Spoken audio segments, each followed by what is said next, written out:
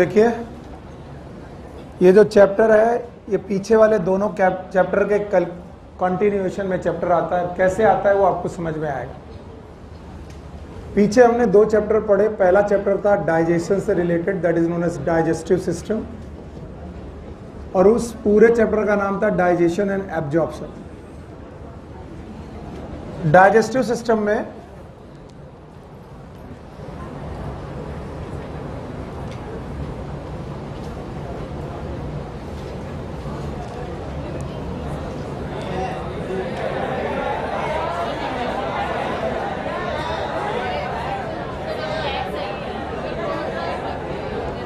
Okay शांत रहो, जो तुम्हारे लिए सही है वो सही होगा, मेरे लिए भी कुछ सही मायने रखता है। मुझे ऐसे पढ़ाने दीजिए और आप केवल सुनिए। कुछ बच्चे हैं जिनको ऑनलाइन में तकलीफ है, ब्लैक वाले में बहुत ज़्यादा विजिबल नहीं आ रहा, उन्होंने मुझे मैसेज भेजा है वीडियो ऑनलाइन बन रहा, तो उनकी भी सुन लेते हैं। आप लोग तो बैठ के देख ही रहे हो। तो हम लोगों ने पढ़ा डाइजेस्टिव सिस्टम, और डाइजेस्टिव सिस्टम में हमें न्यूट्रिएंट मिले और इन न्यूट्रिएंट को हमने किया एब्जॉर्ब। इसके बाद दूसरा सिस्टम मिला जिसका नाम है रेस्पिरेटरी सिस्टम,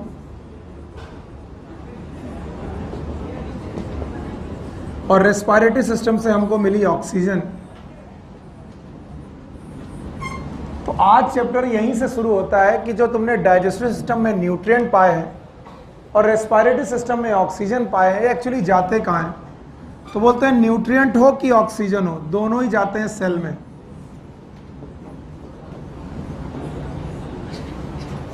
और सेल में इनका होता है मेटाबॉलिज्म। क्या होता है बेटा? मेटाबॉलिज्म।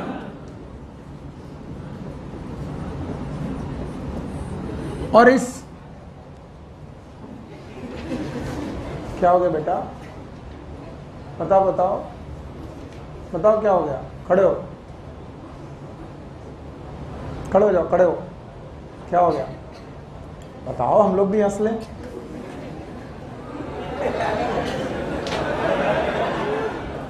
क्या हो गया बेटा? आप खड़े हो। क्या हो गया? कोई जोक क्रैक किया इसने मेरे ऊपर? हाँ,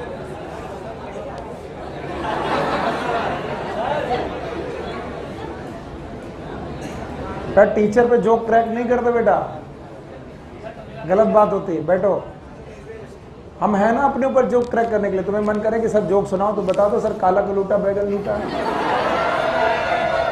वो कह रहा आज सुबह एक बच्चे ने कहा सर आज आपने पीली पीली शर्ट पहनी और आप काले हो, बिल्कुल टैक्सी लग रहे हो। तो काला पीला, अरे जौन पीला है तौन मनाओ। और तुम तो आज से मेरे से बात मत करना। तुमने आज किसी को मारा?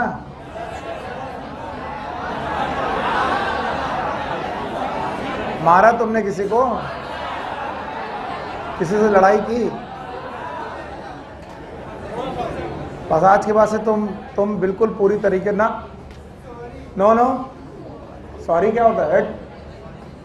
तो हमारे पास डाइजेस्टिव सिस्टम से न्यूट्रिएंट मिले और रेस्पिरेटरी सिस्टम से ऑक्सीजन मिली, और दोनों कहाँ गई? सेल में। सेल में क्या हुई? मेटाबॉलिज्म।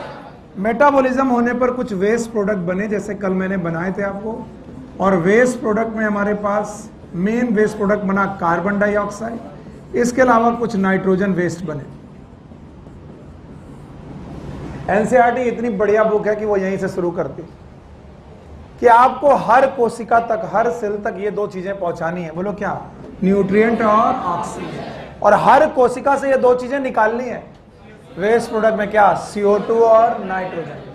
अब ऐसा तो है नहीं कि हर कोशिका को आप रोटी खिलाने चले गए कि तुम खा लो, तुम्हें न्यूट्रिएंट चाहिए, हर कोशिका को ऑक्सीजन दे रहे हो, नहीं कर रहे हो। हम सबको मालूम है ये हम कैसे करते हैं, इंजेशन, डाइजेशन, एब्जॉर्प्शन, ऐसे सांस लेते हैं, इंस्पायरेशन और एक्सपायरेशन। तो बोलते हैं हमारे पास there must be a system.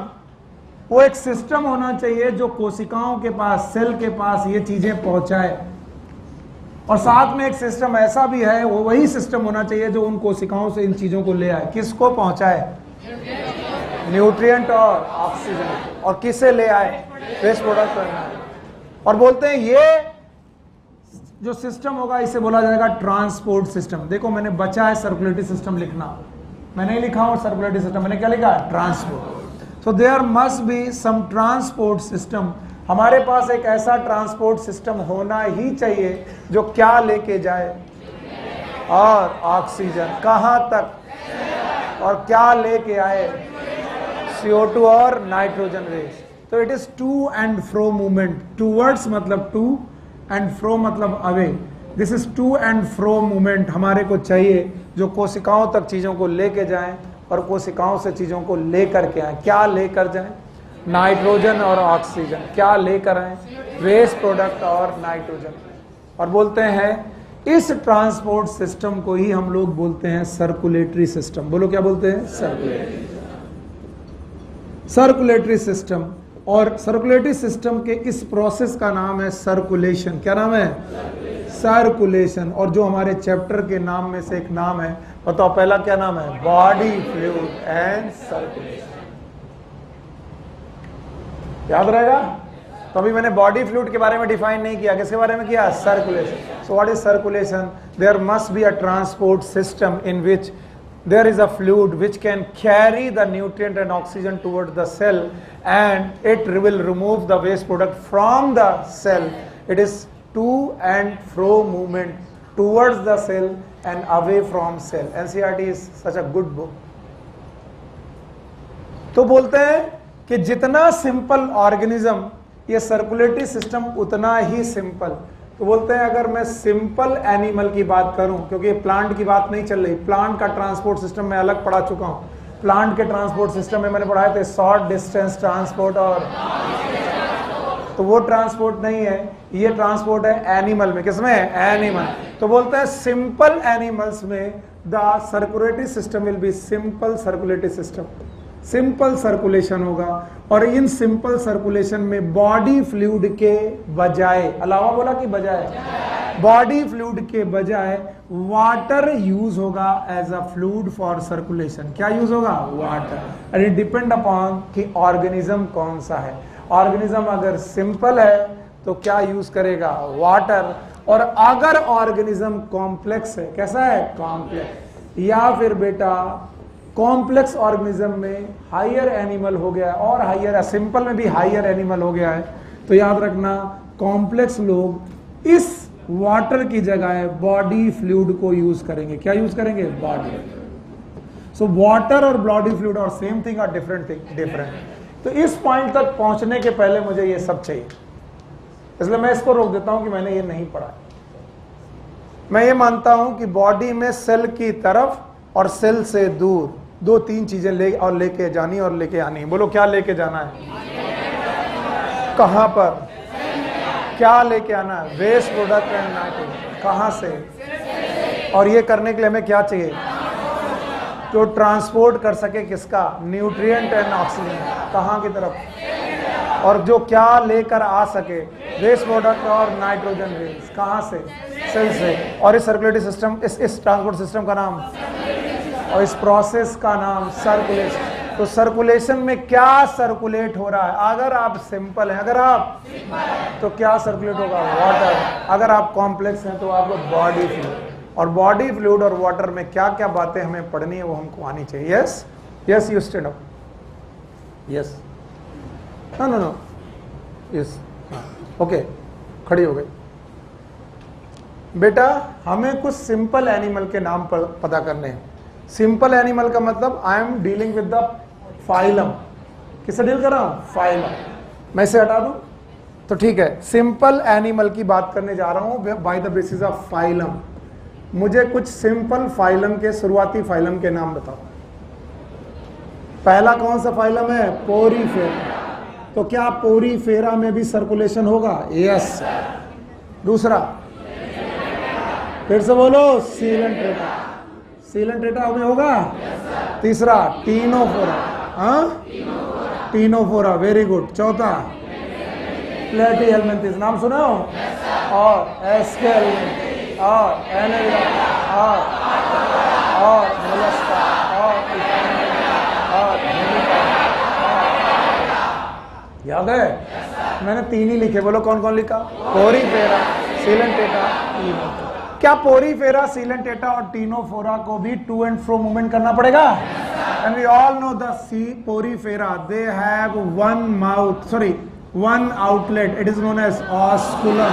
फिर से बोलो, and many inlet, they are known as ostia, और बहने वाला ब्लड की वाटर।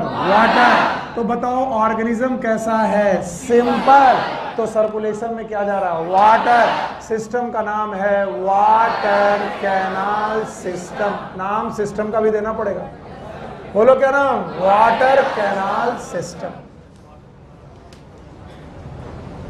वन इनलेट की many inlet? Many inlet, one outlet, it is known as water canal system. Body fluid हुआ कि एक्सटर्नल बॉटम? एक्सटर्नल। बाहर का पानी ही अंदर गया और पानी ही निकला, तो फ्लूइड गया कि वाटर गया? वाटर गया। इसका मतलब यहां पर सर्कुलेशन के लिए जो फ्लूइड है वो बॉडी का फ्लूइड है कि एक्सटर्नल है? एक्सटर्नल। क्योंकि बॉडी कैसी है? सिंपल। और सिंपल बॉडी जीबीएस यूज करेगी। What is GBS? General body surface. General body surface. अब कौन आया? Coelenterata. And as we know, the coelenterata have single mouth and the same mouth and same anus. बाकी आपको मालूम है mouth और anus same है। क्या नाम? और क्या यहीं से निकलेगा? बताइए। इस तरीके से एक ही माउथ से वाटर जाएगा और वाटर निकलेगा। This system is known as gastrovascular system. मेरा बहुत मन है कि आप इन दोनों के नाम याद रखें। पहले का नाम, दूसरे का नाम। Gastrovascular system. बताओ दोनों में क्या ट्रेवल करेगा? वाटर। क्या इसमें भी वाटर जाएगा? इसमें भी वाटर जाएगा। और दोनों कॉम्प्लेक्स हैं कि सिंपल है? सिंपल। चलिए मैं एक और बंदे का नाम लेता हूं। इन दोनों का नाम एक ही तरह लिया जा सकता है, coelenterata and ctenophora. Both are same in the gastrovascular system. And the third is, इसको पहचानेंगे, इसे हम लोग स्टार फिश बोलते हैं। क्या बोलते हैं? Star fish. यस और नो? नो डाउट ये one of the complex invertebrate होगा, लेकिन याद रखना इसमें एक सिस्टम पाया जाएगा और इस सिस्टम में भी वाटर ही मूव करता है, and that is known as water vascular system. फिर से बोलो। अब आपको लग रहा होगा कि सर ने इतना सारा डिटेल में क्यों पढ़ाया? क्योंकि एनसीईआरटी ने नाम लिया है इन सब का और इसलिए मुझे इनका डिटेल में बात करना था। बताओ इसमें क्या मूव किया? इसमें हर जगह वाटर मूव किया, लेकिन सिस्टम वही है कि अलग अलग? एक का नाम वाटर कैनाल सिस्टम। फिर से बोलो। और इसका नाम गैस्ट्रोवेस्कुलर सिस्टम और इसका नाम वाटर वेस्कुलर सिस्टम। इकाइनोडर्मेटा में वाटर कैनाल और पोरीफेरा में वाटर कैनाल और इसमें गैस्ट्रोवेस्कुलर सिस्टम। इतना पढ़ा के मैं क्या प्रूव करना चाहता हूँ? पीछे आओ, मैं वही प्रूव करना चाहता हूँ। सेल याद है? सेल में दो चीजें जानी है, एक क्या? न्यूट्रिएंट, दूसरा ऑक्सीजन। वेस्ट बनेंगे, वेस्ट वहीं रुकने के लौटने हैं, क्या जाना है? Nutrient and oxygen. क्या वापस आना है? CO2 और नाइट्रोजन। और इनको लाने और ले जाने के लिए कोई सिस्टम चाहिए। सिस्टम का नाम सर्कुलेटरी सिस्टम या फिर ट्रांसपोर्ट। मैं इसे सर्कुलेटरी सिस्टम नहीं कह सकता, ट्रांसपोर्ट सिस्टम कह सकता हूँ। सिंपल बंदा तो क्या लेगा? वाटर। और सिंपल बंदों में चार लोग, नाम बोलो। पोरीफेरा, सीलेंटेटा, टीनोफोरा और इकाइनोडर्मेटा। ये कौन है भाई साहब? इकाइनो। और सबका अपना मूवमेंट वाटर के द्वारा है और सबका सिस्टम एक ही की अलग अलग। नाम बताओ। बोलो। Porifera, water canal system, ascon, sycon, leucon. कुछ याद ही नहीं आ रहा? याद है? अच्छा बताओ। पोरीफेरा के बाद Coelenterata and Ctenophora. Gastrovascular system, क्या मूव किया? वाटर। और तीसरा याद आया? बोलो। It is known as water vascular system. इतना पढ़ाने में कोई क्वेश्चन नहीं बनना। मैं यहां से जंप करूंगा हायर एनिमल्स कि सर अगर आप हायर एनिमल्स की बात करें तो, और मैं हायर एनिमल में सबसे हाईएस्ट मानता हूं कॉर्डेटा को। किसको? कॉर्डेटा। और कॉर्डेटा जो है वो मोस्ट कॉम्प्लेक्स एनिमल है, one of the most complex animal, यानी सबसे ज्यादा कॉम्प्लेक्स एनिमल आपको कॉर्डेटा में मिलने वाले हैं। और अगर कॉम्प्लेक्स एनिमल है तो इनका वेस्कुलर सिस्टम भी कैसा होगा, कॉम्प्लेक्स। कॉर्डेटा के 5 लोगों के नाम, one is fish, amphibia, reptile, birds, और हम लोग कौन है, हाँ, थैंक यू वेरी मच। तो मैमल्स इन सब में सबसे सिंपल की सबसे कॉम्प्लेक्स, सबसे कॉम्प्लेक्स। और ये अपने ट्रांसपोर्ट में बॉडी फ्लूइड यूज करते हैं। क्या यूज करते हैं, बॉडी, यानी एक्सटर्नल वाटर यूज करते हैं कि खुद का फ्लूइड। और इस खुद के फ्लूइड को यूज करने के लिए ये 2 प्रकार के फ्लूइड पे डिपेंडेंट है। One is known as blood, another one is known as lymph. और मैं यहाँ छोड़ने वाला नहीं हूँ, अब आपको पूरा करना पड़ेगा एक साथ बोलेंगे सब लोग, यस। पोरीफेरा सिस्टम बोलो, water canal system, Coelenterata Ctenophora, gastrovascular system, yes. इसके बाद आया echinoderm, water vascular system. If you have the blood for your circulation, it is known as blood vascular system, blood vascular system. And if you have the lymph, it is known as a lymphatic system. तो higher animals अपनी body में transport के लिए 2 system use करते हैं, blood vascular system and lymphatic system.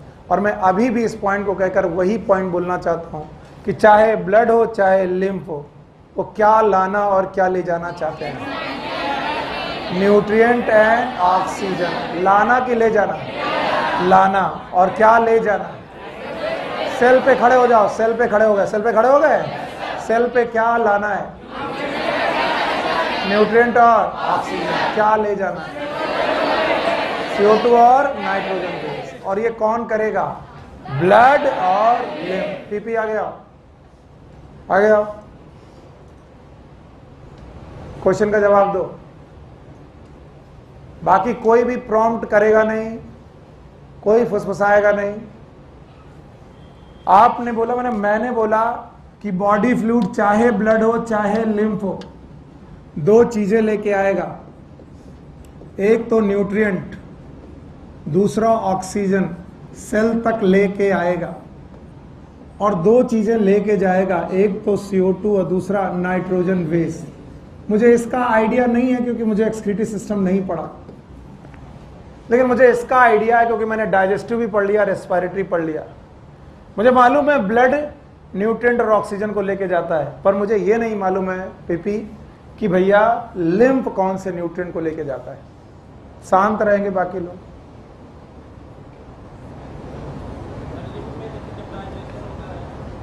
Lymph में digestion होता है,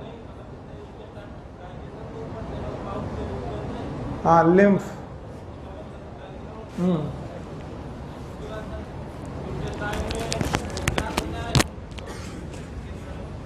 कौन सी चीजें खराब होती है,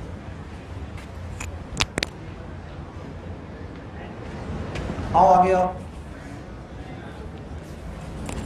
आओ। ये आखिरी कोशिश कर रहे हैं कि तुम पढ़ो, इसके बाद आज के बाद से तुमको लिस्ट से भी निकाल देंगे। फैट का एब्जॉर्प्शन बताओ, फैट का एब्जॉर्प्शन पूरा बताओ। इंटेस्टाइन से फैट का एब्जॉर्प्शन कैसे होता है,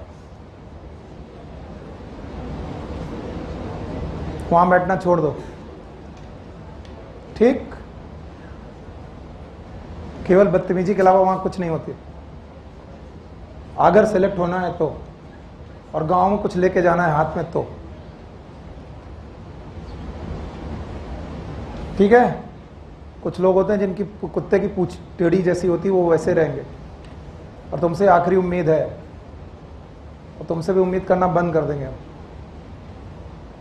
जाओ भागो। लिम्फेटिक सिस्टम याद है? मिसल्स याद हैं?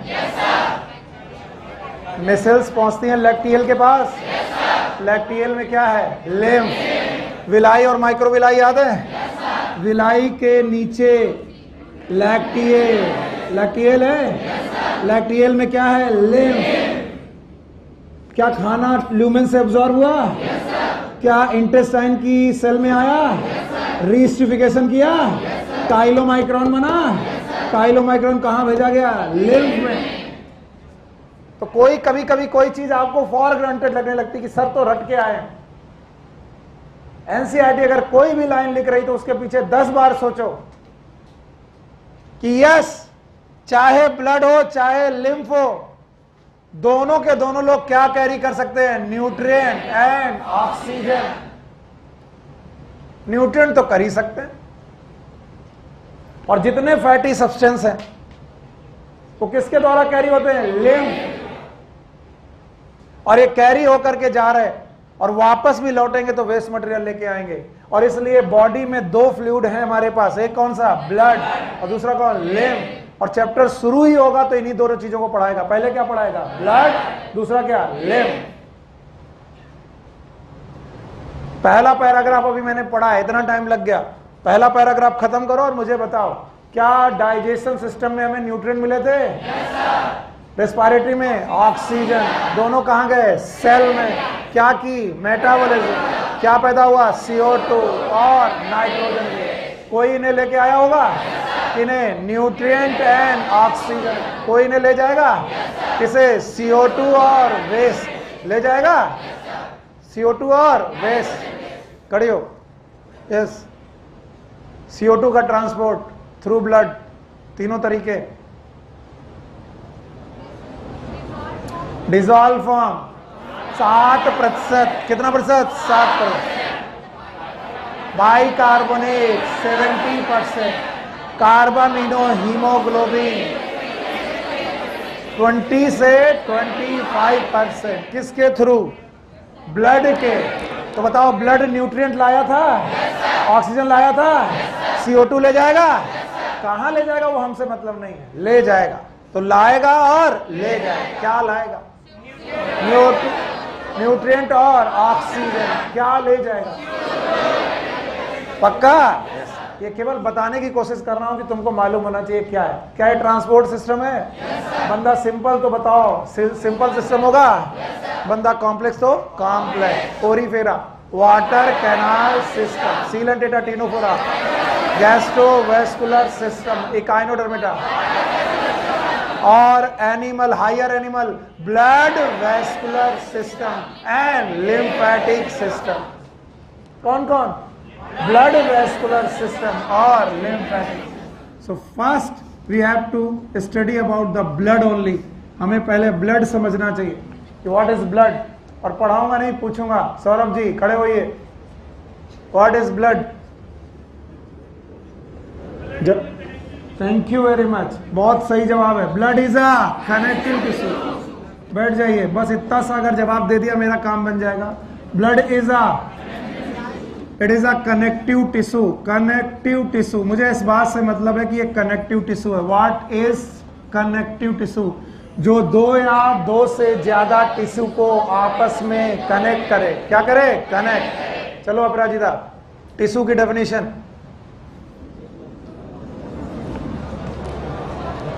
It is a group of cell. Group of cell. Group of cell. हाँ हाँ, बाहर आओ। एनिमल टिश्यू और प्लांट टिश्यू की डेफिनेशन अलग अलग थी अपराजिता, मारते मारते सही कर दूंगा। बोलो वहीं से। Group of cell along with intercellular substance। जाके दोबारा पढ़ना। Group of along with intercellular substance having common origin, common function, must be coordinated।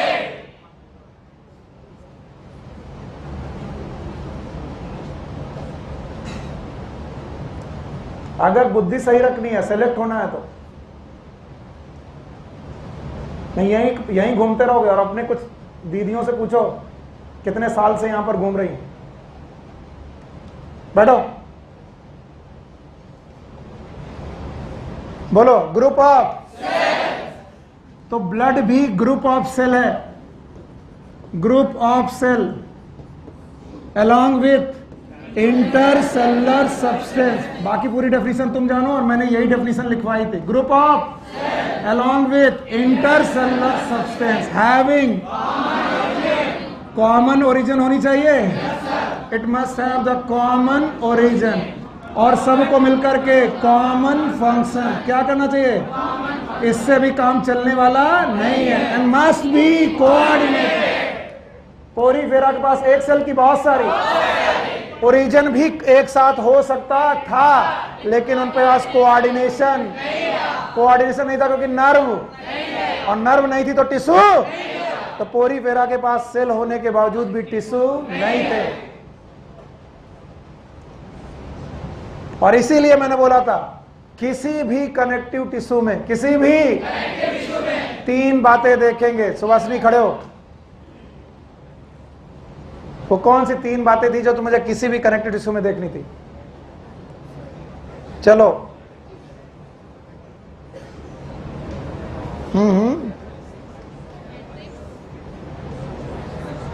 वाह मेरे बच्चे, शाबाश शाबाश। हितेन बाबू, हाँ तुम तो ले लो।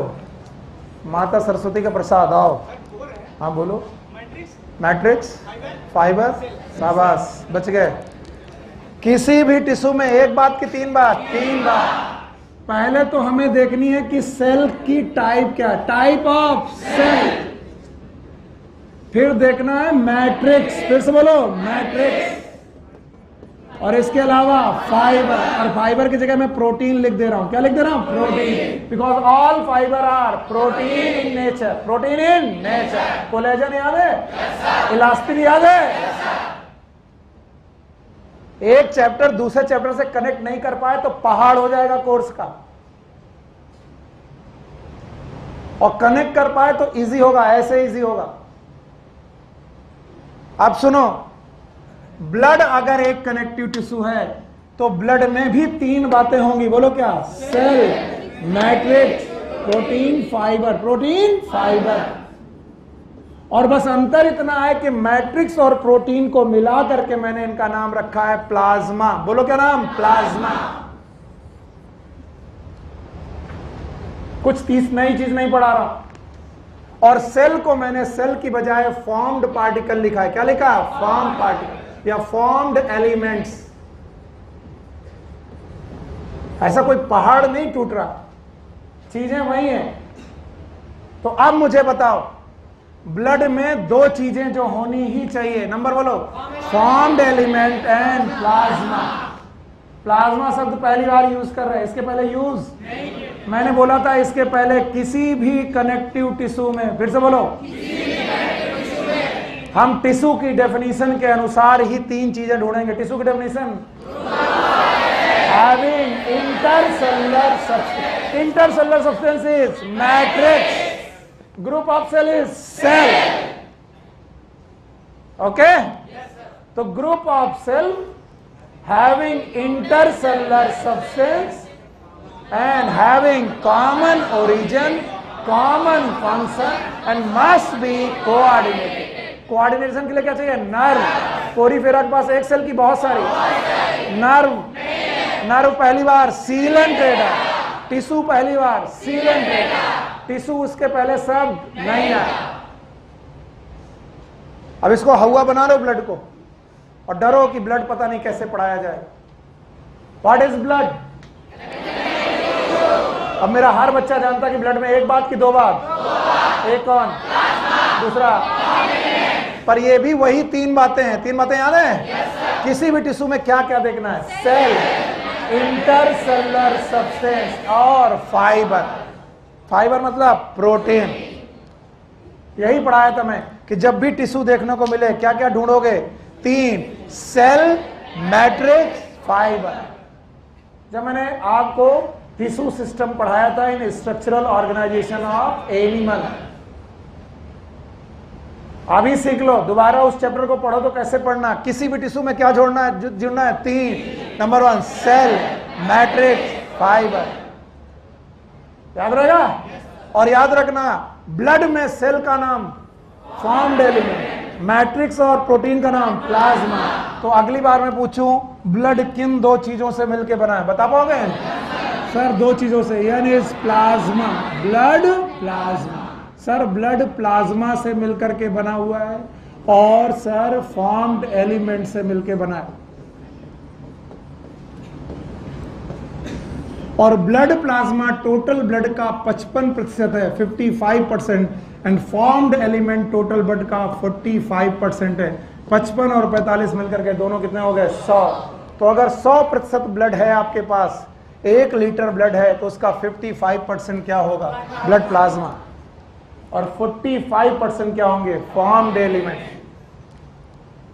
कोई नई चीज नहीं पढ़ा रहा हूं, और इनको भी इसी डेफिनेशन में ढूंढो, cell, matrix, fibre. Matrix, fibre, plasma.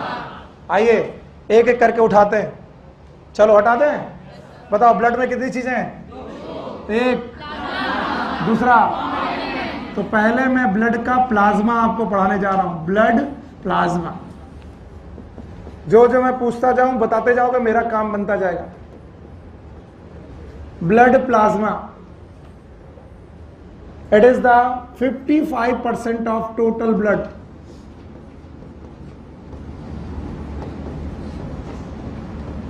और पता नहीं क्या है कि बायोलॉजी और 5 पॉइंट का तुम्हारे साथ एक रिलेशन सा बन गया। अक्सर तुम 5 पॉइंट पे ही जाकर के रुकते हो, और यहां पर से फिर से 5 पॉइंट में रुकोगे। याद रखना, ब्लड प्लाज्मा में 5 चीजें याद करनी है आपको। जो 55% ऑफ टोटल ब्लड का ब्लड प्लाज्मा है, उसका 90 से 92% केवल वाटर है। पूरे ब्लड का 90 से 92, प्लाज्मा का 90 से 92% खाली वाटर है। Point number 1। दूसरे पॉइंट पर 6 से 8% लगभग प्लाज्मा प्रोटीन है। इन्हीं को हम लोग फाइबर प्रोटीन के नाम से भी बोल रहे थे, लेकिन they are the plasma protein. और प्लाज्मा प्रोटीन मैंने दूसरे नंबर पे लिखी। पहले नंबर पर वाटर, कितना? 90 से 92% वाटर, और 6 से 8% प्लाज्मा प्रोटीन। याद रहेगा? इसका पीएच लगभग 7.4 है, स्लाइटली बेसिक। याद रखना, इसका कलर स्ट्रॉ है, ये रेड कलर नहीं है, स्ट्रॉ है, क्योंकि आरबीसी के बिना जो भी कलर है वो स्ट्रॉ कलर होगा, भूसे जैसा। स्ट्रॉ कलर का है, पीएच 7.4 है, 90 से 92% वाटर है, और 6 से 8% प्लाज्मा प्रोटीन है। दुर्भाग्य, भगवान ना करे कभी डेंगू के केस में तुम्हें प्लेटलेट चढ़ानी पड़े, तो जो प्लेटलेट का कलर देखोगे वो कुछ कुछ वाइट और भूसे जैसा होगा, उसी को ब्लड प्लाज्मा बोलते हैं। उस समय पर ब्लड प्लाज्मा चढ़ाया जा रहा था। इस समय पर कोरोना पॉजिटिव में एंटीबॉडीज जो निकाली जा रही थी, कहां से निकाली थी? प्लाज्मा से। तो प्लाज्मा में पूरा खून चढ़ा रहे थे कि प्लाज्मा खाली? प्लाज्मा। इसका मतलब उसमें हम लोग ब्लड सेल्स नहीं चढ़ा रहे थे, खाली क्या चढ़ाते हैं? प्लाज्मा। तो देखो 90 से 92% वाटर, 6 से 8% प्रोटीन। और प्रोटीन भी कुल मिलाकर 3 प्रकार की। Number 1 is known as fibrinogen,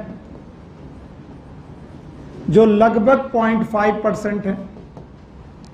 6 से 8 का 0.5%, यानी इतने में से 6 से 8। इसके अलावा है बेटा इम्यूनोग्लोबुलिन्स या फिर ग्लोबुलिन्स। ग्लोबुलिन्स प्रोटीन वो हैं जो ग्लोब लाइक है, और याद रखना ये लगभग 2.5% है। और तीसरी तरीके की प्रोटीन है जिनका नाम है एल्बुमिन, ये एवरेज में लगभग 4.5% है। ये सब एवरेज वैल्यू लिखिए। फाइब्रिनोजेन ब्लड क्लॉटिंग में काम आती हैं, खून का थक्का जमाने में काम आती हैं, और ये फाइब्रस है, फाइबर जैसी है। ग्लोबुलिन आईजी बनाती है। अब ये मत पूछना आईजी क्या होता है, 3 दिन से चिल्ला रहे। What is IG? Immunoglobulin. Why they are known as globulin? Globe like. Immunoglobulin football जैसी हैं, ग्लोब्यूलिन्स, और इम्यून सिस्टम बनाती हैं, that's why it is known as immunoglobulins, also known as antibodies. बोलो 5 प्रकार की एंटीबॉडी याद है? IgG, IgA, IgM, IgD, IgE, याद है? तो ये सब की सब इम्यूनिटी मेंटेन करती हैं। तो ग्लोबुलिन्स मेंटेन द इम्यूनिटी।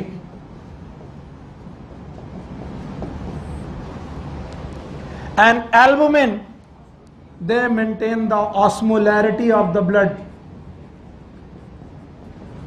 और बहुत सारे लोग नए हैं, उनसे तो मुझे कोई शिकायत नहीं है, लेकिन पुराने लोग को याद होना चाहिए। Yes, osmotic pressure is directly proportional to concentration. अगर प्रोटीन की कंसंट्रेशन तो ऑस्मोटिक प्रेशर भी ज्यादा। तो बताओ ब्लड का ऑस्मोटिक प्रेशर कम की ज्यादा? किसकी वजह से? एल्बुमिन। तो बताओ कौन है जो ऑस्मोलैरिटी मेंटेन करेगा? एल्बुमिन। कौन है जो इम्यूनिटी मेंटेन करेगा? ग्लोबुलिन। कौन है जो क्लॉटिंग करेगा? फाइब्रिनोजेन। और बोलते हैं ये जो ब्लड है या plasma, it is highly viscous. It is almost 5 time viscous than water. Water का 5 गुना विस्कस मटेरियल है। तो अभी 2 ही पॉइंट हमने लिखा है, बताओ 90 से 92% वाटर। टोटल ब्लड का, प्लाज्मा का 90 से 92% वाटर, 6 से 8% प्लाज्मा प्रोटीन। इसके अलावा न्यूट्रिएंट, तीसरे नंबर पर है न्यूट्रिएंट। अब कई लोग मुझसे पूछते हैं न्यूट्रिएंट कहां से आए, तो मैं बोलूंगा 3-5 स्टेप। पहला इंजेशन, डाइजेशन, एब्जॉर्ब। इंटेस्टाइन से खाना एब्जॉर्ब किया था, कहां गया था? ब्लड में। ब्लड में कहां गया था? आरबीसी में। प्लाज्मा में। कहां पर? प्लाज्मा। तो they may have the nutrient like carbohydrate, protein, fat. Carbohydrate भी हो सकता है, प्रोटीन भी हो सकता है, फैट भी हो सकता है। कुछ लोगों को फैट में ऐतराज होता है। मैंने बताया था SCFA, किसी को याद है? Short chain fatty acid. Lymph से कि ब्लड से? ब्लड से। Long chain fatty acid, blood से कि लिम्फ से? लिम्फ से। तो क्या क्या हो सकता है न्यूट्रिएंट में? Carbohydrate, protein, fat. इसके अलावा चौथे नंबर पर they may have coagulation substance or the coagulant, है ना? Blood clotting element. सही से सही बात है, ब्लड क्लॉटिंग एलिमेंट्स। और ये ब्लड क्लॉटिंग एलिमेंट के अलावा कुछ मिनरल रख सकते हैं, like they may have minerals like sodium, like calcium, like bicarbonate, like potassium, etc.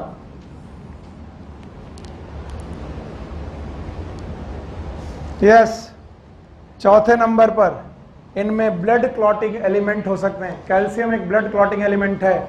जब मैं ब्लड क्लॉटिंग पढ़ाऊंगा तो कैल्शियम पढ़ाऊंगा। Calcium is useful in blood clotting. So they may have blood clotting element along with some minerals. बोलो कौन कौन से mineral? Sodium, calcium, bicarbonate, potassium. Nitin, अगर एल्डोस्टेरोन ज्यादा हुआ तो ब्लड में किस आयन की कमी होगी? अगर एल्डोस्टेरोन ज्यादा हुआ ब्लड में किस आयन की कमी होगी? कल क्लास में क्यों नहीं थे? अरे यार सॉरी, पढ़ाया ही नहीं। आप लोग R1 हो? Sorry. Blood clotting element sodium, calcium, bicarbonate and potassium. ये हो गया चौथा नंबर। पांचवा नंबर, नितिन खड़े रहो। There must be some enzyme. एक ऐसा एंजाइम का नाम बताओ जो हमारे कार्बन डाइऑक्साइड के ट्रांसपोर्ट में मदद करता है। It is carbonic anhydride. फिर से बोलो। तो इनमें कार्बोनिक एनहाइड्रेज नाम के एंजाइम हो सकते हैं। इसके अलावा एमाइलेज नाम के एंजाइम हो सकते हैं, एटसेट्रा। मैंने कहा था बायोलॉजी और 5 का कुछ रिलेशन है। प्लाज्मा में कितनी चीजें पढ़ाई? 5। और इनमें से कोई मेरी नहीं है और कोई किसी बाहर एनसीईआरटी बुक की नहीं है। सब एनसीईआरटी में लिखी हुई पॉइंट है। घर जाओगे, इनको पढ़ोगे और बताओगे कि सर कहाँ लिखा है। बताओ ब्लड में कितनी चीजें? 2। वैसे तो 3 चीजें ढूंढनी चाहिए, मैट्रिक्स, फाइबर, सेल। फिर से बोलो, मैट्रिक्स, फाइबर, सेल। क्योंकि हर टिश्यू में यही डेफिनेशन है, group of cell. With intercellular substance, that intercellular substance is known as matrix. तो यहां पर मैट्रिक्स और फाइबर को मिलाकर मैंने क्या बोला, प्लाज्मा। ब्लड प्लाज्मा में दो चीजें की पांच।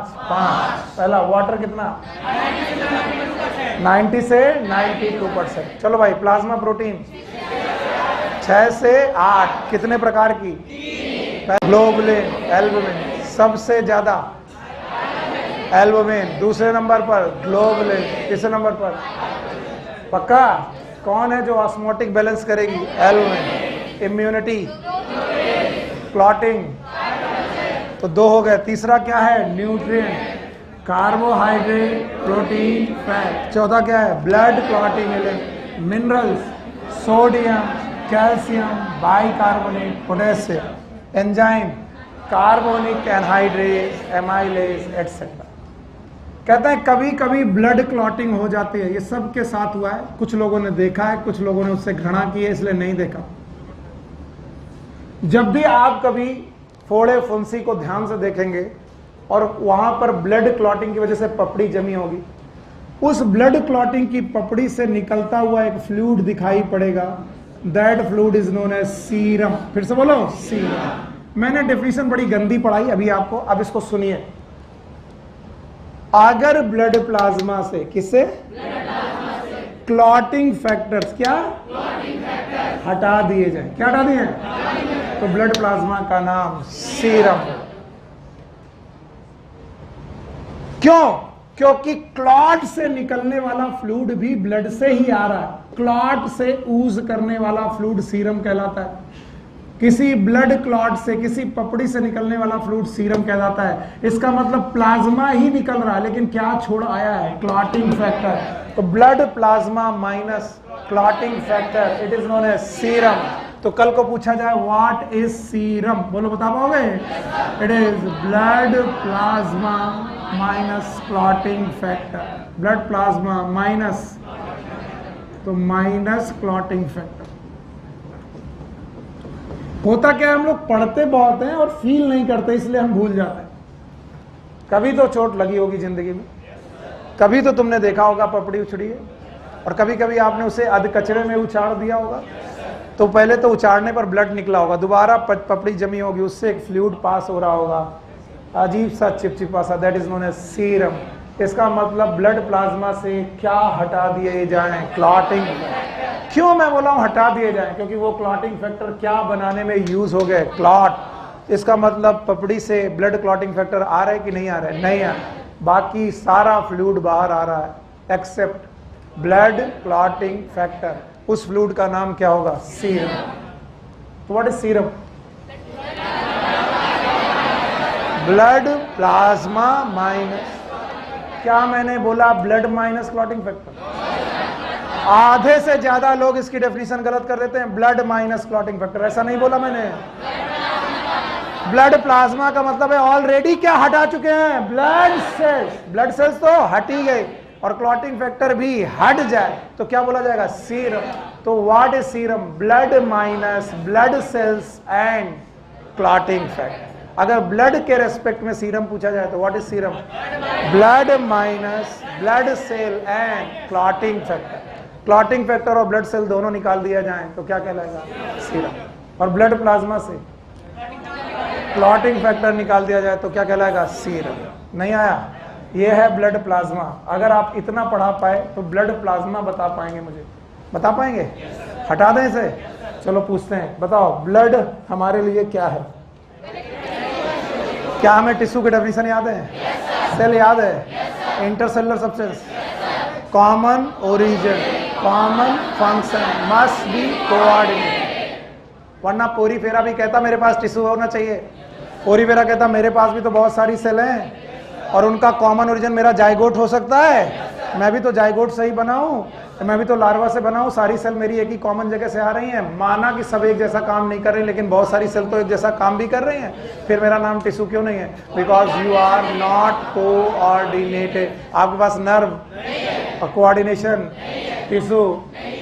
तो बताओ किसी भी कनेक्टिव टिश्यू में कितनी चीजें देखोगे, 3। बोलो, मैट्रिक्स, फाइबर, सेल।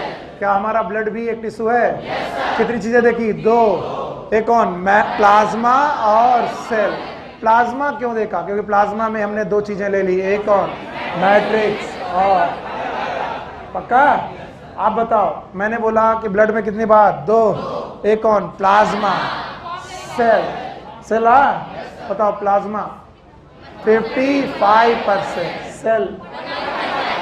प्लाज्मा का जो 55% है उसमें तीन चीजें की पांच, बस यही जीत लिया तुमने। पहला वाटर 90 से 92%, प्लाज्मा प्रोटीन 6 से 8%, nutrient carbohydrate, protein, fat, clotting factor and mineral sodium, calcium, potassium and enzyme. बोलो एंजाइम। 5 चीजें हैं। अच्छा बताओ, प्रोटीन कितने प्रकार की, 3। प्लाज्मा प्रोटीन कितने प्रकार, 3। नंबर 1 फाइब्रिनोजेन,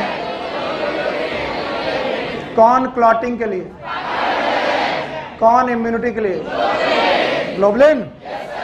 कौन है जो बेटा, क्या इसका पीएच 7.4 है, क्या ये लाल कलर का है, लाल की स्ट्रॉ है। अच्छा बताओ, क्या ये विस्कस है, पानी से लगभग 7 गुना, 5 गुना, कितना, 5, पक्का। शाबाश मेरे बच्चे।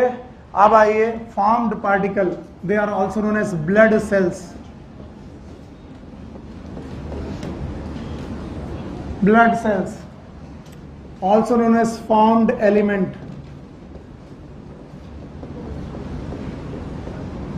पहले मैं एक बात आपको बता देना चाहता हूं, because is a tissue, tissue is made up of cell, तो यहां सेल तो होनी ही है ना।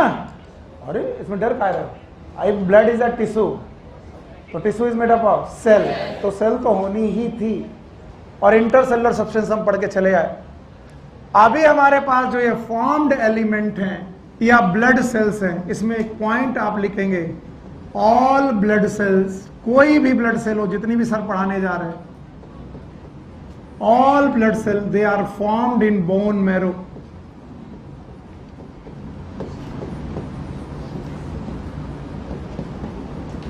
हर प्रकार की ब्लड कोशिकाएं बोन मैरो में बनती हैं। एक लंबी हड्डी लीजिए अपनी बॉडी की, लॉन्ग बोन। लॉन्ग बोन के नाम सुनो, फीमर, बोलो, tibia, fibula, humerus, radius, ulna, sternum, फिर से बोलो, क्लैविकल, फिर से बोलो, क्लैविकल। बस इतनी लॉन्ग बोन है। फिर से बोलो, femur, tibia, fibula, radius, humerus, sternum, पक्का।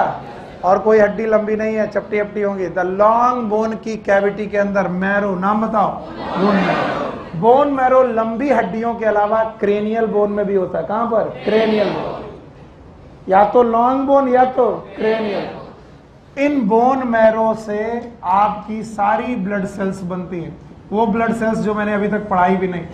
क्यों पढ़ाई, क्यों मैंने पहले बता दिया, क्योंकि कहीं तुम्हें लगेगा आरबीसी कहां से बनती है, डब्ल्यूबीसी कहां से बनती, सर ने बताया नहीं, मैंने पहले बोल दिया, RBC, WBC, platelet, any type of cell formed in bone marrow. Okay, so formed cells on the basis of abundance, they are of 3 type, 3 प्रकार की हैं। पहली सेल का नाम है आरबीसी, दूसरी का नाम है प्लेटलेट। डब्ल्यूबीसी बोलने वाले बेवकूफ है, मैंने बोला on the basis of abundance. क्या बोला, यानी उनके नंबर के हिसाब से सबसे ज्यादा दूसरे नंबर पे प्लेटलेट। मरोगे इसीलिए क्वेश्चन गड़बड़ करते हो। And the third is WBC। क्या बेटा, हाँ भाई, कितने प्रकार के element, 3। Number 1 RBC, platelet, WBC। RBC is known as red blood cells. सब कुछ मालूम है तुम्हें इनके बारे में, फिर भी मैं लिख रहा हूं। Also known as erythrocyte. याद रखना, बायोलॉजी में जब भी एरिथ्रो शब्द मिले इसका मतलब रेड ही होता है, चाहे कहीं भी मिले। पढ़ो, फाइको इरेथ्रिन, याद है? फाइको मतलब एल्गी, इरेथ्रिन मतलब लाल। रेड एल्गी में पाया जाने वाला पिगमेंट फाइको इरेथ्रिन। इरेथ्रो का मतलब ही रेड होता है। Platelet, they are for coagulation, and coagulation का मतलब होता है thrombus, that's why they are known as thrombocytes. Thrombocytes and the WBCs, leucocyte. और मैंने ये भी पढ़ाया था कि बायोलॉजी में ल्यूको शब्द जब भी मिले इसका मतलब वाइट ही होता है, या फिर कलरलेस, या फिर कलरलेस। ल्यूको का मतलब होता है white, and that's why they are known as white blood cells और वाइट ब्लड कार्पसेल्स।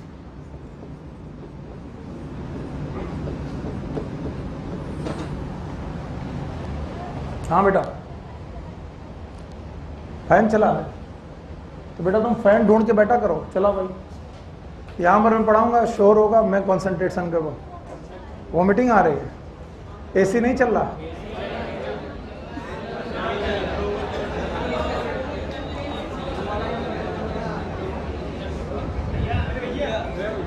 सब चला दो।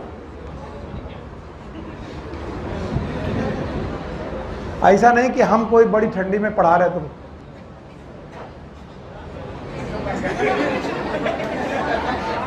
कोई बात, आई डोंट नीड इट। पर आप ये सीख जाओ, यही मेरे लिए बड़ी आफत है। आपको भी चाहिए? चलवाएं भैया, काहे कोई बंद किए? सब खोलो, सब ऊपर वाले ओपन कर दो। खुश? आप सीखो। बताओ कितने प्रकार की सेल्स? एक और RBC, platelet, WBC। Full form RBC का red blood cell, also known as erythrocyte, platelet, thrombocyte, leucocyte. What is leucocyte? White blood cells. याद रहेगा? चलिए, पहले क्या पढ़ा है? आरबीसी। हटा दे इसे। चलो, RBC, they are the most abundant cell,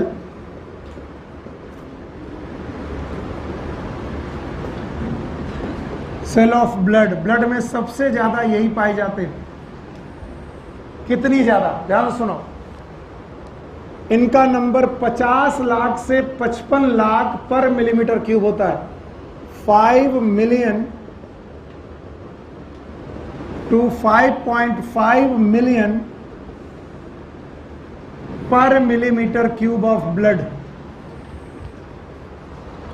कई लोग मुझसे बोलते हैं सर ये पर 100 ml कर दीजिए। मैं नहीं करूंगा, क्योंकि एनसीईआरटी में क्या लिखा है? पर millimetre cube. 1 millimetre cube area में कितनी आरबीसी? 5 मिलियन से 5.5 मिलियन। मिलियन का मतलब होता है 10 लाख, मिलियन का मतलब तो 5 गुणे 10 लाख 50 लाख। तो 50 लाख से 55 लाख सेल होती हैं 1 मिलीमीटर क्यूब में। 1 मिलीमीटर क्यूब में 50 से 55 लाख सेल्स पाई जाती हैं आरबीसी। याद रखना, सेप, दे आर बाई कॉनकेव।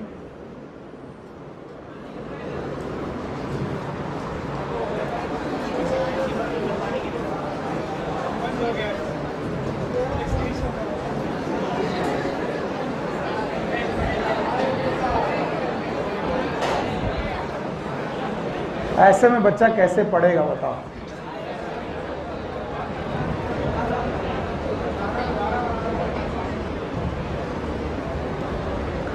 जैसा मैंने बाई कॉनकेव बनाया वैसा दिखता नहीं है। आप लोगों ने डोनेट देखा है? डोनेट, अरे बड़ा देखा? बड़ा दही बड़ा। डोनेट बोलते ही मैंने समझ गया था कि पार्टी चल रही है। तुमको पता नहीं समझ आया?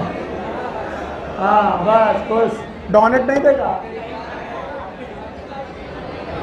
डोनेट नहीं जानते हो? मेंदू बड़ा, मेंदू बड़ा। मैं गलती कर रहा हूं, सॉरी। मैंने क्यों पढ़ा? इट इज बाई कॉनकेव, दोनों तरफ से कॉनकेव है। Biconcave in shape.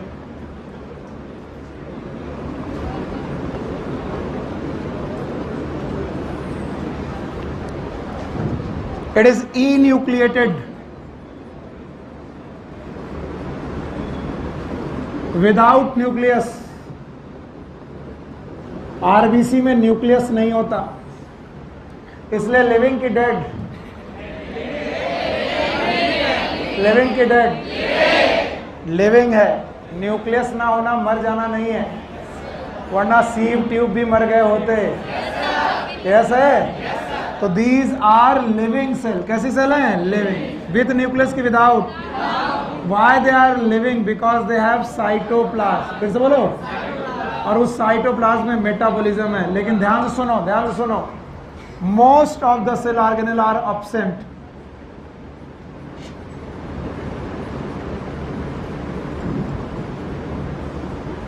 इनमें ज्यादातर सेल ऑर्गेनेल एब्सेंट होते हैं।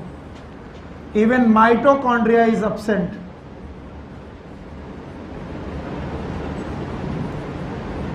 माइटोकॉन्ड्रिया भी एब्सेंट होता है। और माइटोकॉन्ड्रिया एब्सेंट रखने की भगवान को एक वजह है, क्योंकि मालूम है आरबीसी के अंदर भगवान ने एक पिगमेंट दिया है, याद है? पिगमेंट का नाम हीमोग्लोबिन। हीमोग्लोबिन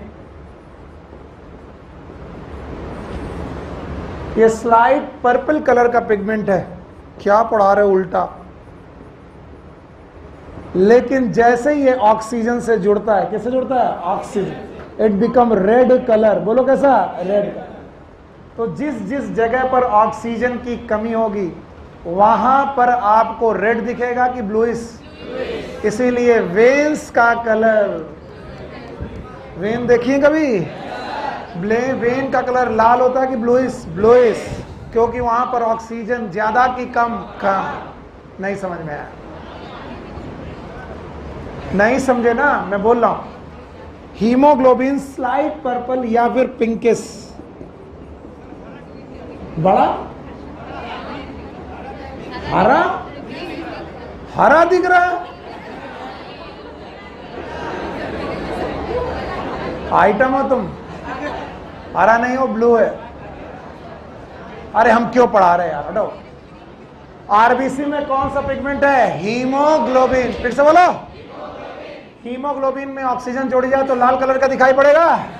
और चूंकि बेटा 50 लाख से 55 लाख आरबीसी हैं, तो बताओ प्लाज्मा के पास अगर आरबीसी हुई तो खून कैसा दिखाई पड़ेगा? लाल। जबकि प्लाज्मा कैसा था?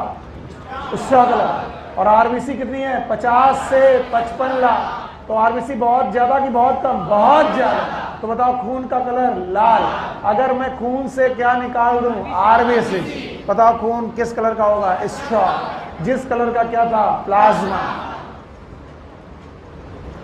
बताइए कैसी? बाई कॉन्वेक्स की बाई कॉनकेव?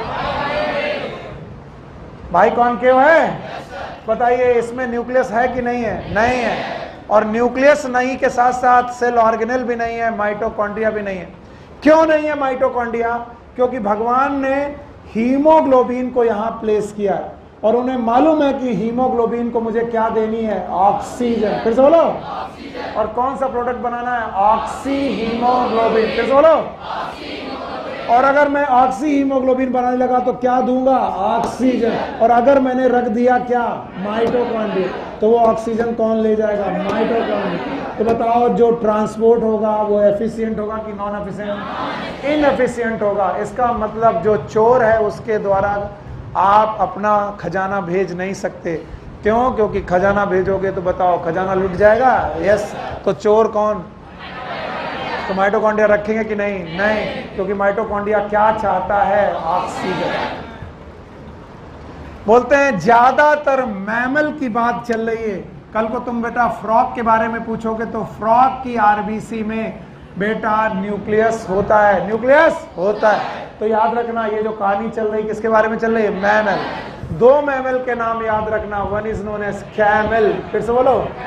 दूसरा कौन? लामा। ये भी कैमल जैसा ही प्राणी है। कैमल एंड लामा, इनकी आरबीसी बाई कॉन्वेक्स होती है। बोलो कैसी होती है?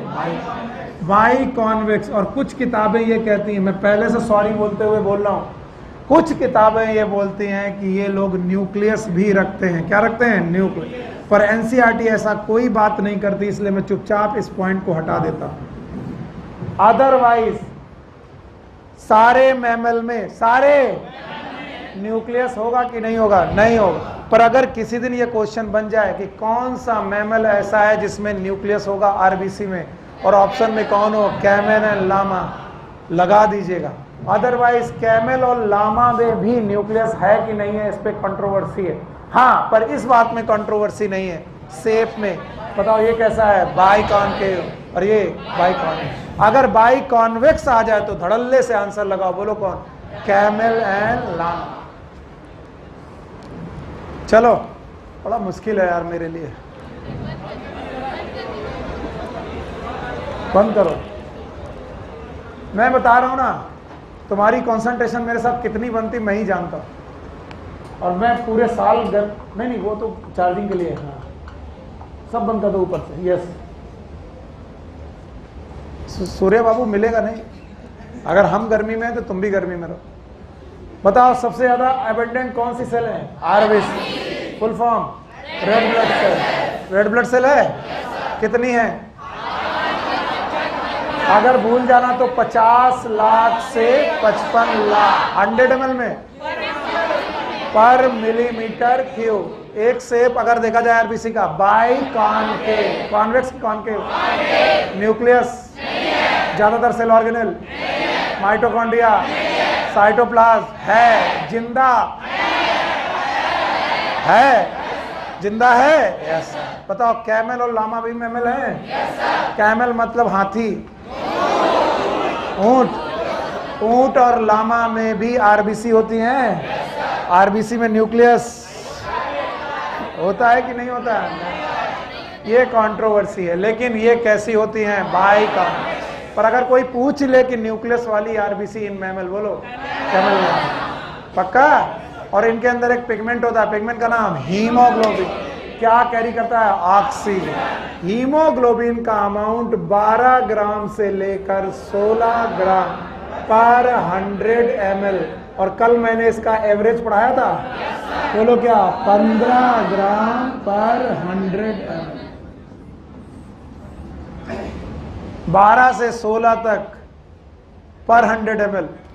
याद रखना, अगर आरबीसी का नंबर अपने नंबर से बढ़ जाए, it is known as polycythemia. Polycythemia is increase in RBC number.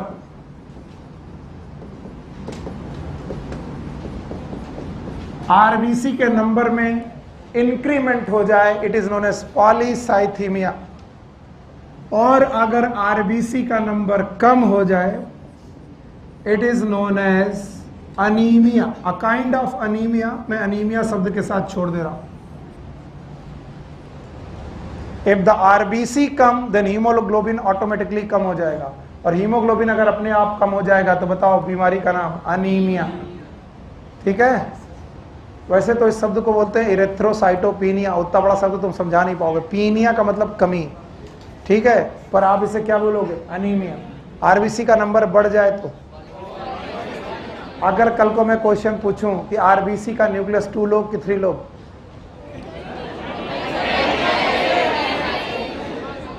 RBC का न्यूक्लियस कहाँ हो आज? यहाँ नहीं हो, तबीयत ठीक नहीं है।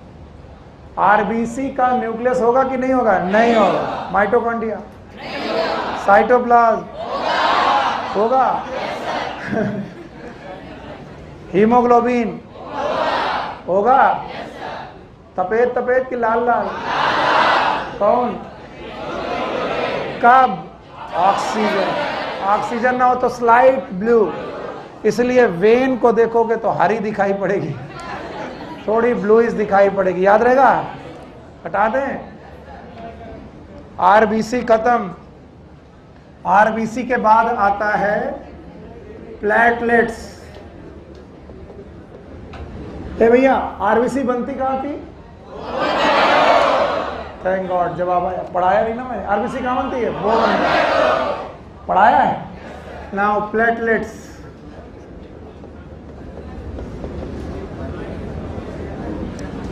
The platelets, they are also known as thrombocytes.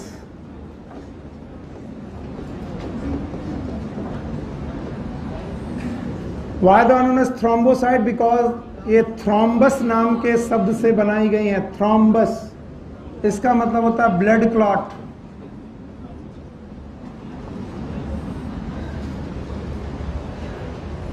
यानी वो सेल हैं जो ब्लड क्लॉटिंग में मदद करती हैं। These are the cell which help in the blood clotting. तुम्हारे बाल कटे नहीं अभी तक? कल तुम बिना बाल कटाए घुसना नहीं। आधे टाइम तो तुम्हारे लड़कियों जैसे ऐसा चलता रहता है, गर्दन टेढ़ी होती जा रही तुम्हारी। चलो, प्लेटलेट्स क्या करती हैं? Clot. And that's why clot का मतलब थ्रोम्बस और सेल का नाम थ्रोम्बोसाइट। बोन मैरो में एक स्पेशल सेल होती है, नाम है मेगा कैरियोसाइट्स। बोन मैरो के पास एक स्पेशल सेल होती है जिसका नाम है mega karyocytes.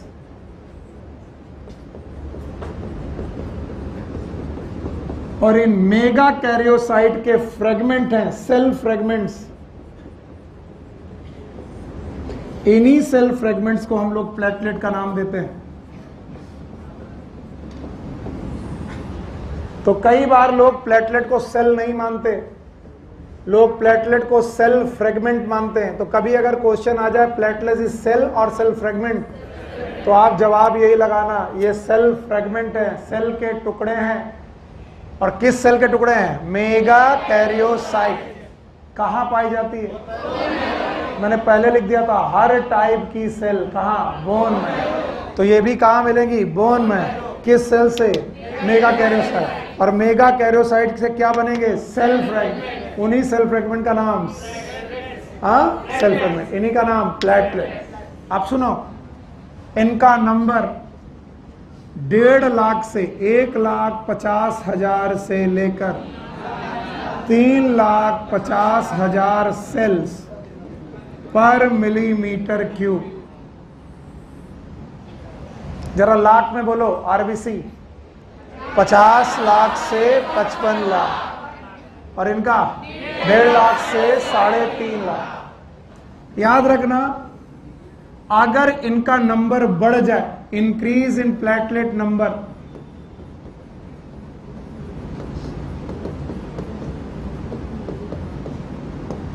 It is known as thrombocytosis.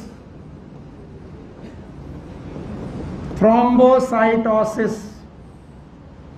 अगर 3-3.5 लाख से ज्यादा होने लगे तो थ्रोम्बोसाइटोसिस। और अगर इनका नंबर डिक्रीज हो जाए, it is known as thrombocytopenia. Penia का मतलब होता है कमी। थ्रोम्बोसाइटोपीनिया। अगर 3.5 लाख से ज्यादा, it is known as thrombocytosis. और 1.5 लाख से कम होने लगे, इट इज थ्रोम्बोसाइटोपीनिया। पेन हटाओ और ध्यान से सुनो।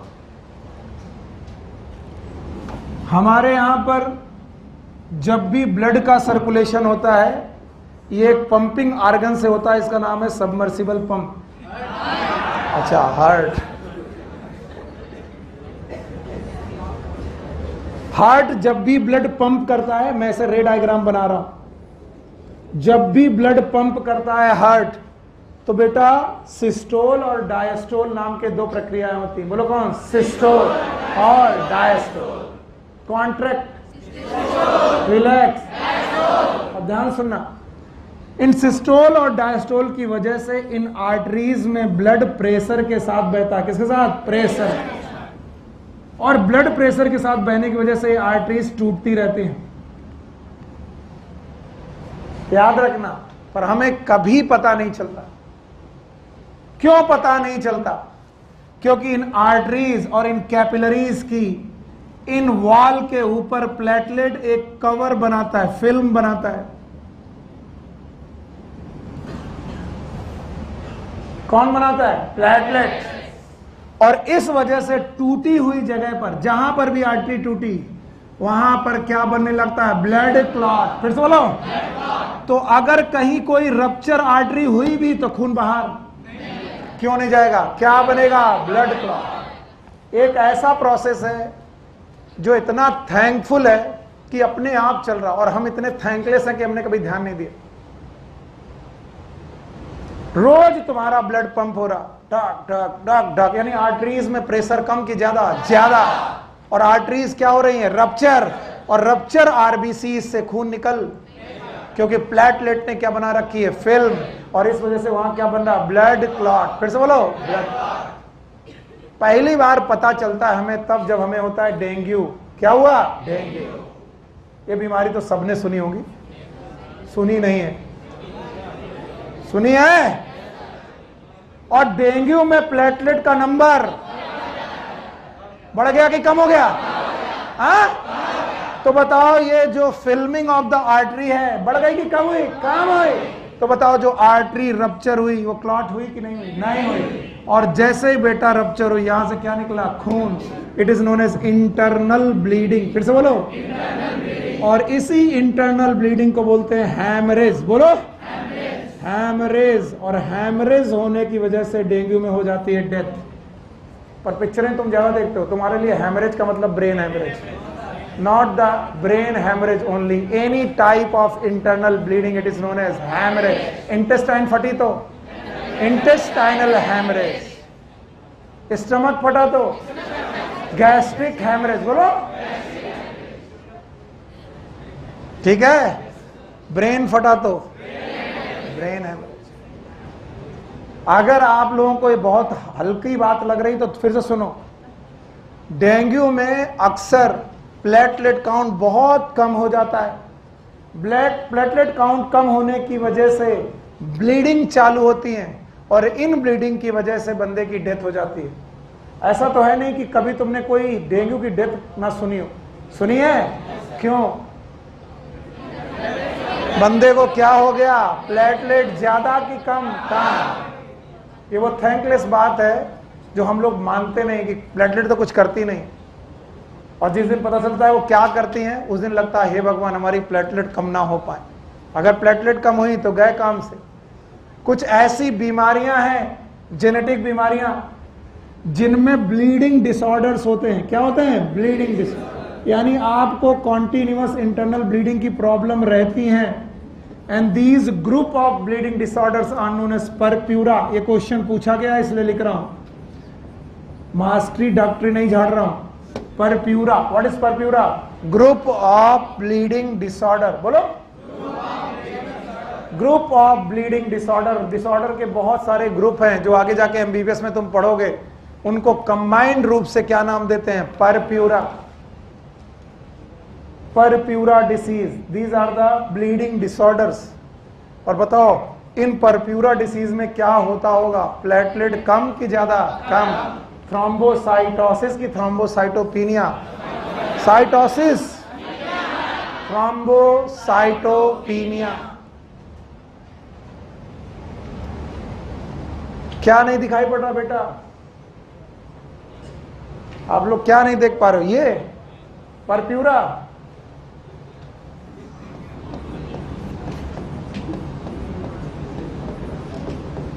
Purpura is a group of bleeding disorder due to platelet deficiency. Platelet deficiency से होने वाली ब्लीडिंग डिसऑर्डर का नाम परप्यूरा। किसी भी इंटरनल ब्लीडिंग को हम लोग हैमरेज का नाम ही देंगे।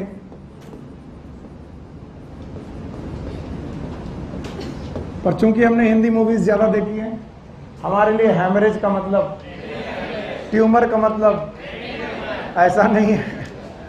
ट्यूमर भी कहीं हो सकता है और हैमरेज भी कहीं हो सकता है। इंटेस्टाइन में हुआ तो intestine.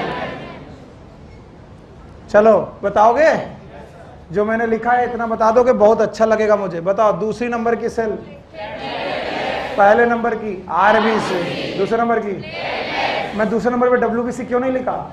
On the basis of abundance, on the basis of abundance. दूसरे नंबर पर platelets, they are also known as thrombocyte. किस में हेल्प करेंगी? क्या ये थ्रोम्बस शब्द क्लॉटिंग शब्द है? बताओ, बोन मैरो में बनेगी? किन सेल से? Mega karyocyte. मान लो कभी भूल गए तो याद रखना है, ऐसी सेल का जिनका न्यूक्लियस बड़ा हो, they are known as megakaryocyte. वो सेल है कि सेल फ्रेगमेंट? तो कई बार लोग प्लेटलेट को सेल क्या मानते हैं? Cell fragment. कितना नंबर? 1.5 लाख से 3 लाख, 3.5 लाख पर मिलीमीटर क्यूब। इससे कम तो थ्रोम्बोसाइटोपिनिया, पीनिया सब, और ज्यादा तो थ्रोम्बोसाइटोसिस। कोई एक बीमारी बताओ। हाँ, एक बीमारी का नाम बताओ। डेंगू। एक बीमारी, ग्रुप अपने, एक बीमारी का नाम डेंगू। क्या इस डेंगू बीमारी में आपके प्लेटलेट कम होने लगते हैं? ये परप्यूरा नहीं है, याद रखना, क्योंकि ये वायरस से है। किससे? वायरस। क्या कुछ बेटा जेनेटिक डिसऑर्डर भी हो सकते हैं? अच्छा, मैं तुमको बिना पढ़ाए तुमसे डॉक्टरी का एक क्वेश्चन पूछता हूँ, मुझे यकीन है कि तुम बता दोगे, मेरा यकीन झूठा साबित होगा। Yes sir. अच्छा बताओ, एक बीमारी है जिसका नाम है हार्ट अटैक, ऐसे ही पढ़ा रहे, बिना पढ़ाए मेरे को मन कर रहा पूछने का। और इस हार्ट अटैक की बीमारी में होता क्या कि हार्ट को ब्लड सप्लाई करने वाली आर्टरी, उसमें क्लॉट बन जाता है। क्या बन जाता है? क्लॉट। अब मुझे क्लॉट बन जाने की वजह से ब्लड बेटा हार्ट में जा पाता है कि नहीं? नहीं जाता। बताओ, हार्ट नहीं जा पाए, ब्लड नहीं जा पाएगा तो हार्ट बचेगा कि मर जाएगा? मर जाएगा। और मरा हुआ हार्ट अटैक पे आएगा। इसे बोलते हैं नेक्रोसिस और MI, नाम सुना ही होगा, बढ़ाऊंगा मैं। अब मैं ये क्वेश्चन नहीं है MI क्या, ये क्वेश्चन नहीं है, मैं ये पूछना चाहता हूं कि अगर किसी को MI हुआ या हार्ट अटैक हुआ है तो बताओ आप कैसी दवा दोगे? प्लेटलेट बढ़ाने वाली कि घटाने वाली? बढ़ाने वाली। क्यों? क्योंकि आपको क्लॉट घटाना है। क्लॉट लो बताओ, कार्डियोलॉजिस्ट हो गए तो जो लोग को भी अटैक आने के चांसेस हैं उनको प्लेटलेट की दवा की एंटी प्लेटलेट? एंटी। और सुनो, जो बच्चे भी डिस्प्रिन का ज्यादा प्रयोग कर रहे हैं, इसलिए पढ़ाया मैंने, नॉलेज के लिए नहीं पढ़ा रहा हूं, फिर से सुन लो, ज्ञान अपना नहीं बघार रहा हूं। आप लोग बहुत ज्यादा डिस्प्रिन यूज करते हैं। डिस्प्रिन में एस्पिरिन है, बोलो क्या है? एस्पिरिन। और एस्पिरिन एक एंटी प्लेटलेट है, बोलो क्या? Anti platelet. याद रखना, डिस्प्रिन एंटी पायरेटिक भी है, यानी बुखार को भी कम करती है, सर दर्द को भी करती है। और आपको डेंगू हुआ, क्या हुआ? डेंगू। और डेंगू में प्लेटलेट वैसे ही कम थी, और डेंगू एक बुखार है, तुमने बुखार खत्म करने के लिए क्या ले ली? डिस्प्रिन। तो प्लेटलेट कम थी और कम। बताओ, राम नाम। और वो बच्चे, खासकर बच्चियां, जो अपनी जेब में डिस्प्रिन लेके चलते हैं, इससे खतरनाक दवा कोई नहीं है। अगर आपको कहीं पर भी बेटा ब्लीडिंग डिसऑर्डर है, during the, I am sorry to say, just for knowledge, during the your menstrual bleeding, never use the aspirin, because the bleeding घटेगी कि बढ़ जाएगी? बढ़ जाएगी, and it will cause the anaemia. So girls, please avoid these drugs known as aspirin. सर दर्द होने पर सेफेस्ट ड्रग है paracetamol. Paracetamol, that is Calpol. बोलो कौन? कैलपॉल। ठीक है, तो आप ये दवा खाएं। हर बार डिस्प्रिन की 2 गोली घोल के ना खाएं, क्योंकि किसी दिन ब्लीडिंग हुई तो प्लेटलेट का काउंट बढ़ेगा कि घटेगा? घटेगा। और ब्लीडिंग घटेगी कि बढ़ जाएगी? बढ़ जाएगी। मेरठ कॉलेज में एक मेडिकल डॉक्टर्स ने से गलती हुई और उनकी डेथ हो गई। जिस समय मैं MBBS कर रहा था, उस समय पर वो कहीं से है, उनका सर दर्द बहुत कर रहा था, उन्हें डेंगू हुआ था, उन्होंने 3-4 डिस्प्रिन की गोलियां खा ली। बताओ, डेंगू में प्लेटलेट बढ़ा कि कम हो गया? डिस्प्रिन खाने से प्लेटलेट और कम। इंटेस्टाइनल ब्लीड, समझ रहे हो? तो मैंने केवल तुम्हारी जान बचाने के लिए लिखा, नॉलेज देने के लिए नहीं। खैर बताओ, अच्छा बताओ, हार्ट अटैक की सबसे बढ़िया दवा डिस्प्रिन। 4-5 गोली खिला दो बंदे को, घर में पड़ी होती है। हाँ सर, मैं तो डॉक्टर हो गया। भाइयों बहनों, आगे चलो। पहली सेल कौन सी थी? RBC। दूसरी, तीसरी कौन सी? WBC। Also known as leucocyte. कुछ लोग तो घड़ी की तरफ ऐसे देखते रहते हैं, ऐसे देखते रहते हैं जैसे क्या चांद ने चकोर की तरफ, नहीं चकोर ने चांद की तरफ। क्या घड़ी? अरे बेटा इस टॉपिक को पढ़ाए बिना मैं जाने नहीं दूंगा, चाहे घड़ी में कुछ भी बच जाए। शुरू हुआ तो पढ़ा दे। बताओ WBC याद है? नाम क्या है? ल्यूकोसाइट। ल्यूकोसाइट। शांत रहेंगे। There is one more topic known as TLC। कल पहले मैंने पढ़ा था टोटल लंग कैपेसिटी। फिर से बोलो, टोटल लंग कैपेसिटी। अब ध्यान से सुनो। That was related with the respiratory system.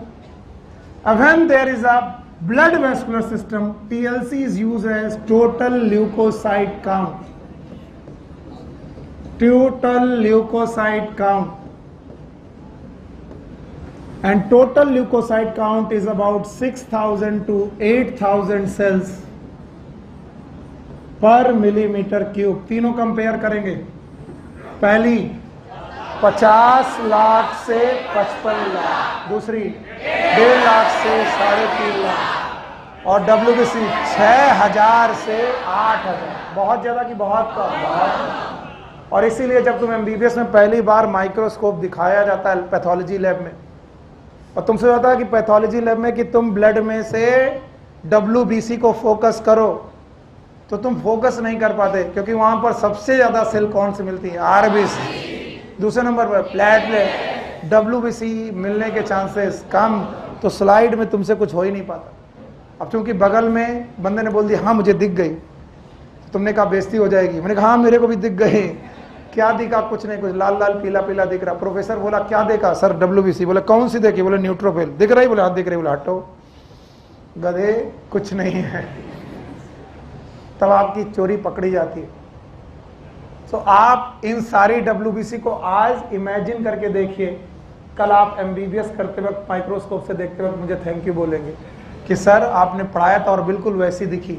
याद रखना WBC का टोटल नंबर कितना है? 6,000 से 8,000 पर मिलीमीटर क्यूब। ये सेल्स भी बोन मैरो में ही बनती हैं, कोई बड़ी बात नहीं दे, फॉर्म्ड इन बोन मैरो।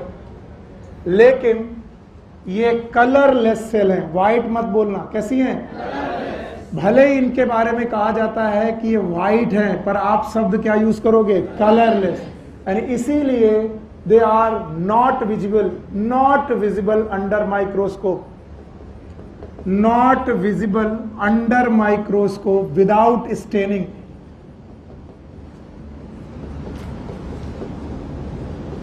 बिना स्टेन किए, बिना कलर किए इन्हें देखा ही नहीं जा सकता। तो WBC कलरलेस कोशिकाएं हैं। अगर आपकी स्लाइड को स्टेन नहीं किया गया, कलर नहीं किया, WBC नहीं दिखाई पड़ेगी। RBC दिख सकती है, प्लेटलेट दिख सकती है, क्या नहीं दिख सकती? WBC। इसलिए staining is very much necessary. Staining is necessary for WBC visibility. WBC को देखने के लिए आपको स्टेनिंग करनी पड़ेगी, और ये कैसा स्टेन लेंगी, किस रंग का और किस टाइप का स्टेन लेंगी, on the basis of staining they are of 2 types. WBC stain कैसा लेंगी, किस तरीके के कलर को कलर करने देंगी, कलर करने की बेसिस पर ये 2 प्रकार की हैं। सर ठाकुर साहब जहां तुम बैठते हो बेटा, मेरी इज्जत तुम्हारे हाथ में, वहां बदतमीजी मत होने दिया करो, ठीक है? क्योंकि तुम पे बहुत जिम्मेदारी है, और तुम वहां पर बैठ करके बदतमीजी करोगे तो दूसरा करेगा ही करेगा। तुमसे बोला करो या तो पढ़ लो या तो निकल लो यहां से, ठीक? बैठो। WBC स्टेनिंग के बेसिस पर कितने प्रकार की? 2। एक का नाम है ए ग्रेनुलोसाइट्स,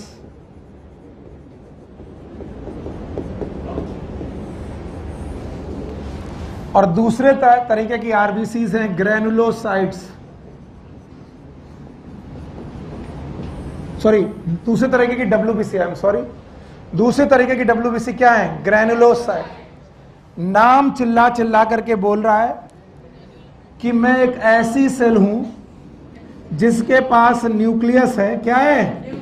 न्यूक्लियस के अलावा ग्रेन्यूल्स भी हैं। क्या है? ग्रेन्यूल्स। अब कुछ बच्चे बोलते हैं ग्रेन्यूल्स क्या होते हैं? ग्रेन्यूल्स आर द पार्टिकल्स जो एसिडिक, बेसिक और न्यूट्रल पार्टिकल्स हो सकते हैं। तो ये पार्टिकल्स हैं जो प्रोटीन के बने हो सकते हैं या अदर सब्सटेंसेस के बने होते हैं जो साइटोप्लाज्म में पड़े होते हैं अलोंग विथ न्यूक्लियस। न्यूक्लियस के साथ साथ आपकी कोशिका के साइटोप्लाज्म में ग्रेन्यूल्स पड़े हैं। अगर बेटा ग्रेन्यूल्स पड़े हैं तो इन सेल को बोलेंगे ग्रेनुलोसाइट्स। फिर से बोलो, ऐसी WBC जिनमें ग्रेन्यूल्स हैं और विजिबल हैं, these are known as granulocyte. और ऐसी WBCs जिनमें न्यूक्लियस विजिबल है, ग्रेन्यूल्स नहीं है, they have no granules, they have the cytoplasm without granule. Cytoplasm है, ग्रेन्यूल नहीं है। यहां पर साइटोप्लाज्म में क्या प्रेजेंट है? ग्रेन्यूल। तो these are without granule, these are with granule. Without granules they are agranulocytes, और ए ग्रेनुलोसाइट आपके पास दो हैं, एक है लिम्फोसाइट और दूसरी है मोनोसाइट्स।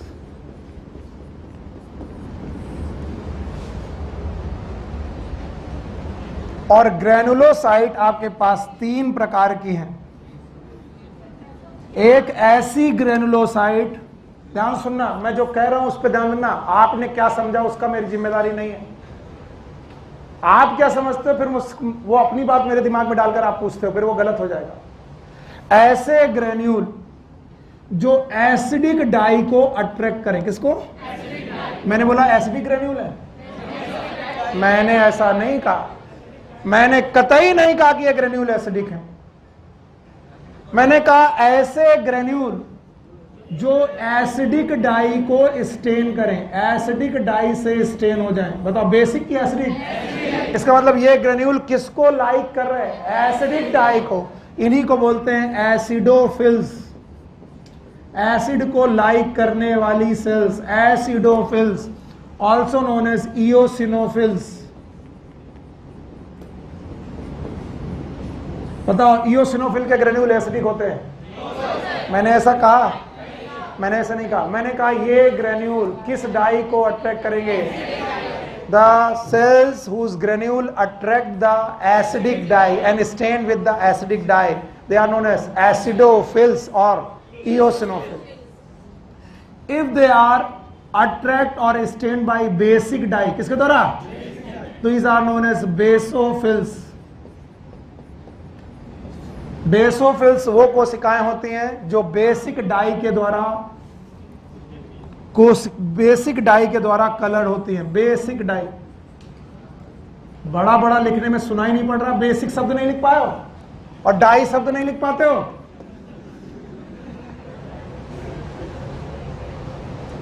जो एसिडिक डाई से कलर हो जाए।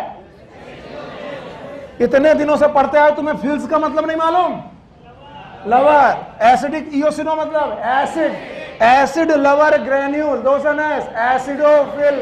Basic lover granule basophils. कुछ ऐसी बेटा कोशिकाएं होंगी WBC की जो न्यूट्रल डाई को अट्रैक्ट करेंगी, they are known as neutrophils. फिर से बोलो न्यूट्रोफिल्स। बताओ न्यूट्रोफिल्स किस तरीके की डाई से अट्रैक्ट होंगी? Neutral dye. अब वो कुछ पूछेंगे न्यूट्रल डाई क्या होती? पीएच सुने हो? पीएच 7 है तो, 7 से नीचे है तो नहीं, 7 से ऊपर है 8 9 तो, और 7 से नीचे है तो ऐसे। तो जो लोग जिन डाई का पीएच 7 से कम होगा और वो कलर हो जाए तो एसिडोफिल। बेसिक डाई से तो बेसोफिल, न्यूट्रल डाई से तो न्यूट्रो। इनसे आसान तो कोशिकाओं के नाम भी नहीं हो सकते। इन कोशिकाओं के नाम चिल्ला चिल्ला के बोल रहे हैं कि मैं हूं ग्रेनुलोसाइट। तो बहन तुम्हारे पास ग्रेन्यूल हैं? हाँ। किस तरीके के ग्रेन्यूल हैं? कुछ ग्रेन्यूल एसिडिक डाई, कुछ ग्रेन्यूल बेसिक डाई, कुछ ग्रेन्यूल न्यूट्रल। ये तो इतना आसान है कि जैसे ग्रेन्यूल डाई लेंगे वैसा। तो ग्रेन्यूलोसाइट कितने प्रकार की dye? Acidic, basic, neutral. Acidic वाला हाँ इओसिनोफिल। और ये डाई कहां जा रही है? ग्रेन्यूल्स में। कहां जा रही है? ग्रेन्यूल। तो ग्रेन्यूल कलर हो रहा है किससे? या तो एसिड, या तो बेस, या तो न्यूट्रल। नाम ही बता रहा। बताओ कितने प्रकार की? हाँ बोलो 3। पहले बताओ WBC कितने प्रकार का? 2। जिनमें ग्रेन्यूल है, जिनमें नहीं है। पक्का? सर बड़ा बड़ा लिखो। नहीं लिखेंगे जाओ। कर नहीं लिखेंगे तो नहीं पढ़ेंगे जाओ। पूछना आके, पूछेंगे तो हम है ही है। बताओ कितने प्रकार की WBC? 2। एक कौन? एक ग्रेनुलोसाइट। एक ग्रेनुलोसाइट याद रहेगा? जिनमें ग्रेन्यूल हैं। बोलो ग्रेनुलोसाइट। ग्रेन्यूल कितने प्रकार से? 3। Acidic, basic, neutral. Eosinophil, basophil, neutrophil. Yes और नो? यहाँ monocyte, lymphocyte. ML monocyte, lymphocyte. नहीं आया? और इनकी अपनी एबंडेंस है। इनकी क्या है? Abundance. And there abundance has been written as DLC, driving licence company. नहीं, it is differential leucocyte count.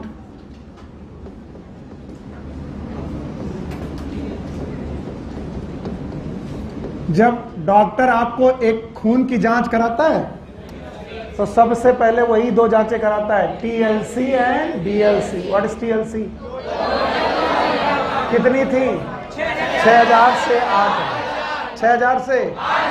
अब उन 6000 से 8000 में अलग अलग सेल्स कितनी है? तो that is known as DLC। और ये फॉर्मूला मैंने जिंदगी में पहली बार अपने गुरुदेव से पढ़ा था। हालांकि हर पढ़ाने वाला टीचर यही कहता है कि ये उसका फॉर्मूला है। तो मैं बता दूं, बहुत सारे टीचर अभी 2-4 साल पहला पैदा हुए हैं और ये फॉर्मूला मैंने 2001 में पढ़ लिया था। तो उस समय हमारे गुरुदेव ये पढ़ाते थे और इसलिए मैं जानता हूं कि ये फॉर्मूला उन्हीं का है। It is known as no longer monkey eats banana.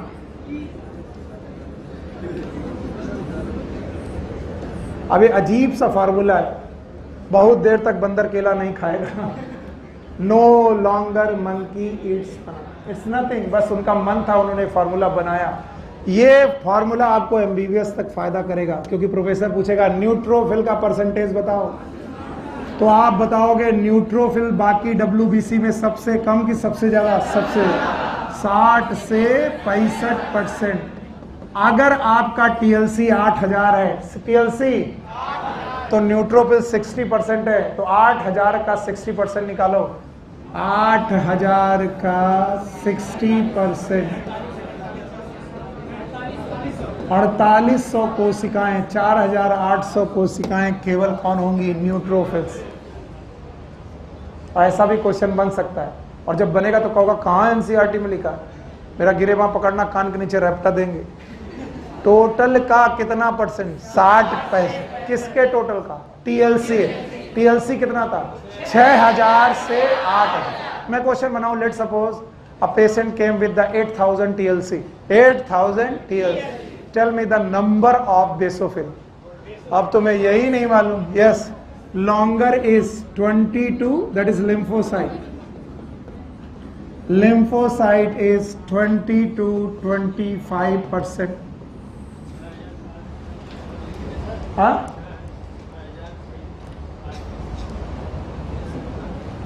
Sir 6000 8000 जो है उसमें लगभग लेंगे सर। हाँ, तो हम तुमको एक लगभग का देंगे, हम तुमको पेशेंट का अमाउंट बताएंगे ना। अब जब पेशेंट का खून जांच लिया जाएगा तो जांच में थोड़ी ना आएगा कि 6000 से 8000। अब तुम मान लो पेशेंट है, तुम्हारा आया 7500, तो अब थोड़ी लिखेंगे तुम्हारा भी 6 से 8 है। 6 से 8 के बीच में ही तो 7.5 आता है। आइटम हो बैठो दिमाग से। न्यूट्रोफिल 60 से 65,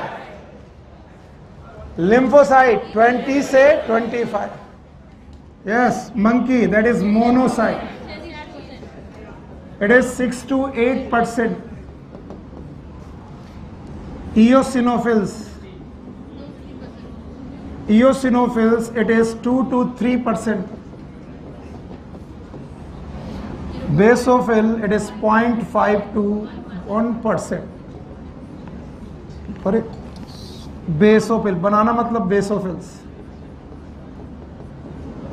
0.5 to 1%। आपने खून की जांच कराई और बेसोफिल 0 आई, हाय तौबा मच गई, हाय राम मेरी बेसोफिल दुनिया से खत्म हो गई। डरना मत, बेसोफिल 0 भी हो सकती है, कोई फर्क नहीं पड़ता।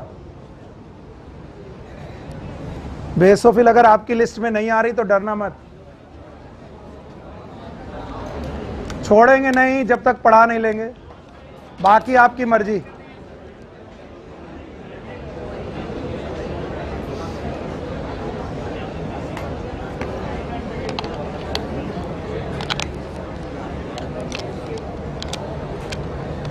Yes, formula is no longer monkey eats banana. पर जब फॉर्मूला ऐसे लिखोगे तो बहुत भद्दा दिखेगा, इसलिए बच्चों इधर बोलो ए ग्रैनुलोसाइट, फिर से बोलो, फिर से बोलो ग्रैनुलोसाइट। बताओ ए ग्रैनुलोसाइट में कितनी? 2। Yes is lymphocyte, monocyte. Lymphocyte 20 से 25, मोनोसाइट 6 से 8। चलो हटा लो। ग्रैनुलोसाइट न्यूट्रोफिल्स 60 से 65। इसके बाद इओसिनोफिल बोलो 2 से 3, बेसोफिल 0.1 से 1। तो लिखने का तरीका ये अच्छा है, पर बोर्ड तुम्हें लिखना नहीं है, बोर्ड पास हो चुके हो, तो फिर ये अच्छा तरीका बोलो no longer monkey eats banana. What is no? Longer lymphocyte, monkey eats banana, सबसे ज्यादा 60 से 65, लिम्फोसाइट 20 से 25, मोनोसाइट 6 से 8, इओसिनोफिल 2 से 3, बेसोफिल 0.5 से 1। और सबको देखो ध्यान से, एक तरफ से, एक तरफ से। ए ग्रैनुलोसाइट से चालू कर रहा हूं और सबको ध्यान से देखते जाना और बताते जाना मैं क्या लिख रहा हूं। अगले 10 मिनट के अंदर टॉपिक खत्म हो जाएगा, इसलिए धैर्य से बैठे रहो, भागना मत। ए ग्रैनुलोसाइट में सबसे पहले लिम्फोसाइट,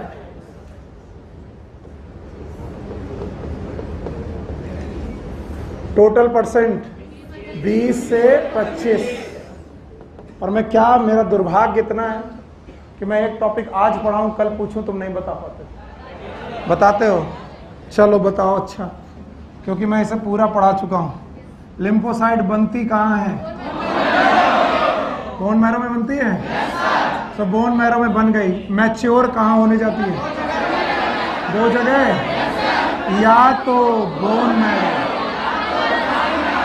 बोन मैरो में जाती है, या तो थाइमस, थाइमस में जाती हैं। अगर थाइमस में गई तो T cell. What is T cell? T मतलब थाइमस। बनी कहाँ? गई कहाँ? थाइमस। बनी कहाँ? मैच्योर होने, क्या नाम है? बी से। पक्का? मुझे यकीन हो रहा कि तुमको याद है। याद है? कितने लोगों को ये भी याद नहीं है? Please raise your hands. अच्छा अंजलि, तुमने हाथ उठाया। बताओ, टी सेल्स 3 प्रकार हैं। मार देंगे। किलर सेल भैया मार दो। Helper cell, yes. लड़ाई झगड़ा, सप्रेशन। अच्छा अच्छा अच्छा, मार दो। इसका नाम CMI। What is CMI? पक्का? और कुछ लोग इसको भी दोबारा लिख रहे हैं, तिवारा, चौथा, 5वां। इतना नोट, सो जाओ। अच्छा, बी सेल 2 प्रकार की, एक और प्लाज्मा, दूसरी मेमोरी। याद है? प्लाज्मा सेल क्या बनाती हैं? एंटीबॉडी। एंटीबॉडी बनाती हैं। एकदम ध्यान से सुनो, 5 एंटीबॉडी नहीं पढ़ाऊंगा मैं। एंटीबॉडी एक सिक्रीशन है। सिक्रीशन मतलब ह्यूमर है। HI, what is HI? Humour. पक्का? जब भी आप लिम्फोसाइट को देखेंगे इसका न्यूक्लियस काफी बड़ा दिखाई पड़ेगा, ऑलमोस्ट पूरी सेल को कवर करते हुए दिखाई पड़ेगा। बड़ा सा न्यूक्लियस होगा, लिम्फोसाइट हो। याद रखना 2 प्रकार की होंगी, T cell and B cell. तो मैंने अभी टी सेल बी सेल किसको पढ़ाया? लिम्फोसाइट। और लिम्फ ग्लैंड्स में पाई जाएंगी। लिम्फ का मतलब है जहां जहां लिम्फ होगा, spleen, thymus, bone marrow, Peyer's patches, हर लिम्फ वाली जगह पर क्या मिलेगी? लिम्फोसाइट। किसी को माल्ट याद है? माल्ट, म्यूकोसा एसोसिएटेड लिम्फोसाइट, किसको याद है? वहां पर भी लिम्फोसाइट होगी। लिम्फ ग्लैंड में पाई जाने वाली लिम्फोसाइट बनती कहाँ है? मैच्योर कहाँ? बोन मैरो और थाइमस। हटा दें? बताओ, ए ग्रेनुलोसाइट की कौन सी सेल पड़ी? लिम्फोसाइट। हटा दे रहा हूं। Now A granulocyte,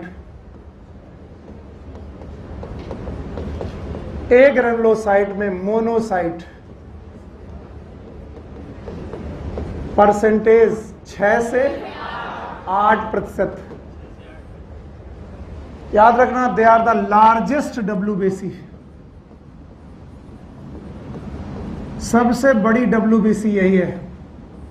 and having the horseshoe shape nucleus, घोड़े के खुर की तरह न्यूक्लियस।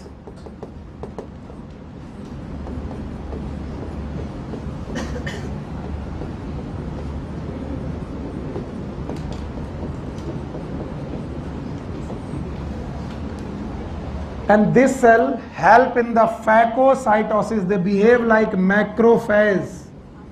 अब आपको सुनना नहीं है। अब मैं बोल रहा हूं 10 मिनट ज्यादा पढ़ा दूंगा तो मरे जा रहे हो। जुम्मा वाले दिन वैसे भी 15-20 मिनट पहले निकल जाते हो। तो मैक्रोफेज का मतलब वो सेल होती हैं जो बैक्टीरिया और वायरस को देखकर उन्हें खा जाती है। मान लो ये सेल है और इसने बैक्टीरिया को देखा तो बैक्टीरिया को खा जाएगी। नेक्स्ट स्टेप इसका ऐसा होगा, बैक्टीरिया अंदर, और अगला स्टेप ऐसा होगा। तो जब सेल किसी भी चीज को खा जाती है, इस शब्द का नाम होता है फैगोसाइटोसिस। फिर से बोलो। और फैगोसाइटोसिस का मतलब है ऐसी सेल जो फैगोसाइटोसिस करे उसे बोलते हैं फेज। बोलो क्या? और मैक्रो मतलब छोटी की बड़ी, बड़े, स्मॉलेस्ट की लार्जेस्ट, लार्जेस्ट सेल है। कैसे बिहेव करती है? मैक्रोफेज। कहीं जाना है? 5 मिनट रुको, छोड़ रहे। तो एक ग्रेनुलोसाइट हो गई, बस ग्रेनुलोसाइट 3 और पढ़ानी है। यस, हटा दें? दोनों के काम बताओ। पहला कौन? लिम्फोसाइट। क्या बनाती थी? इम्यूनिटी। हाँ, दूसरी कौन सी? मोनोसाइट। क्या बिहेव करेगी? फैगोसाइट। नाउ ग्रेनुलोसाइट्स,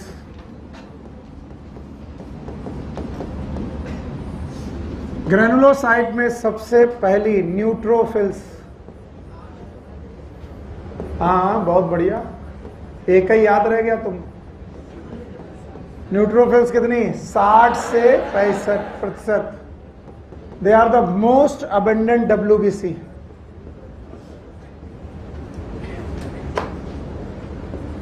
दे ऑल्सो बिहेव लाइक मैक्रोफेज। ये भी मैक्रोफेज की तरह बिहेव करते हैं, फैगोसाइटोसिस करते हैं। तो आपकी कोशिकाओं में WBC, इसमें 2 WSPC ऐसी हैं जो फैगोसाइटोसिस करती हैं। एक जो सबसे ज्यादा नंबर में है और एक जो सबसे बड़ी है। नंबर में भी ज्यादा और सबसे साइज में भी बड़ा। सबसे साइज में बड़ी, हाँ, और नंबर में न्यूट्रोफिल। तो दोनों की दोनों फैगोसाइटोसिस हैं, याद रखना। इसके बाद आएगा इओसिनोफिल्स। इओसिनोफिल्स, इनका परसेंटेज है 2 से 3%। जब इनको देखोगे ये बाइलोब्ड न्यूक्लियस की मिलेंगी। बाइलोब्ड न्यूक्लियस, ओ सॉरी, इधर तो मैंने न्यूक्लियस बनाया ही नहीं। Neutrophils they have multi lobe nucleus.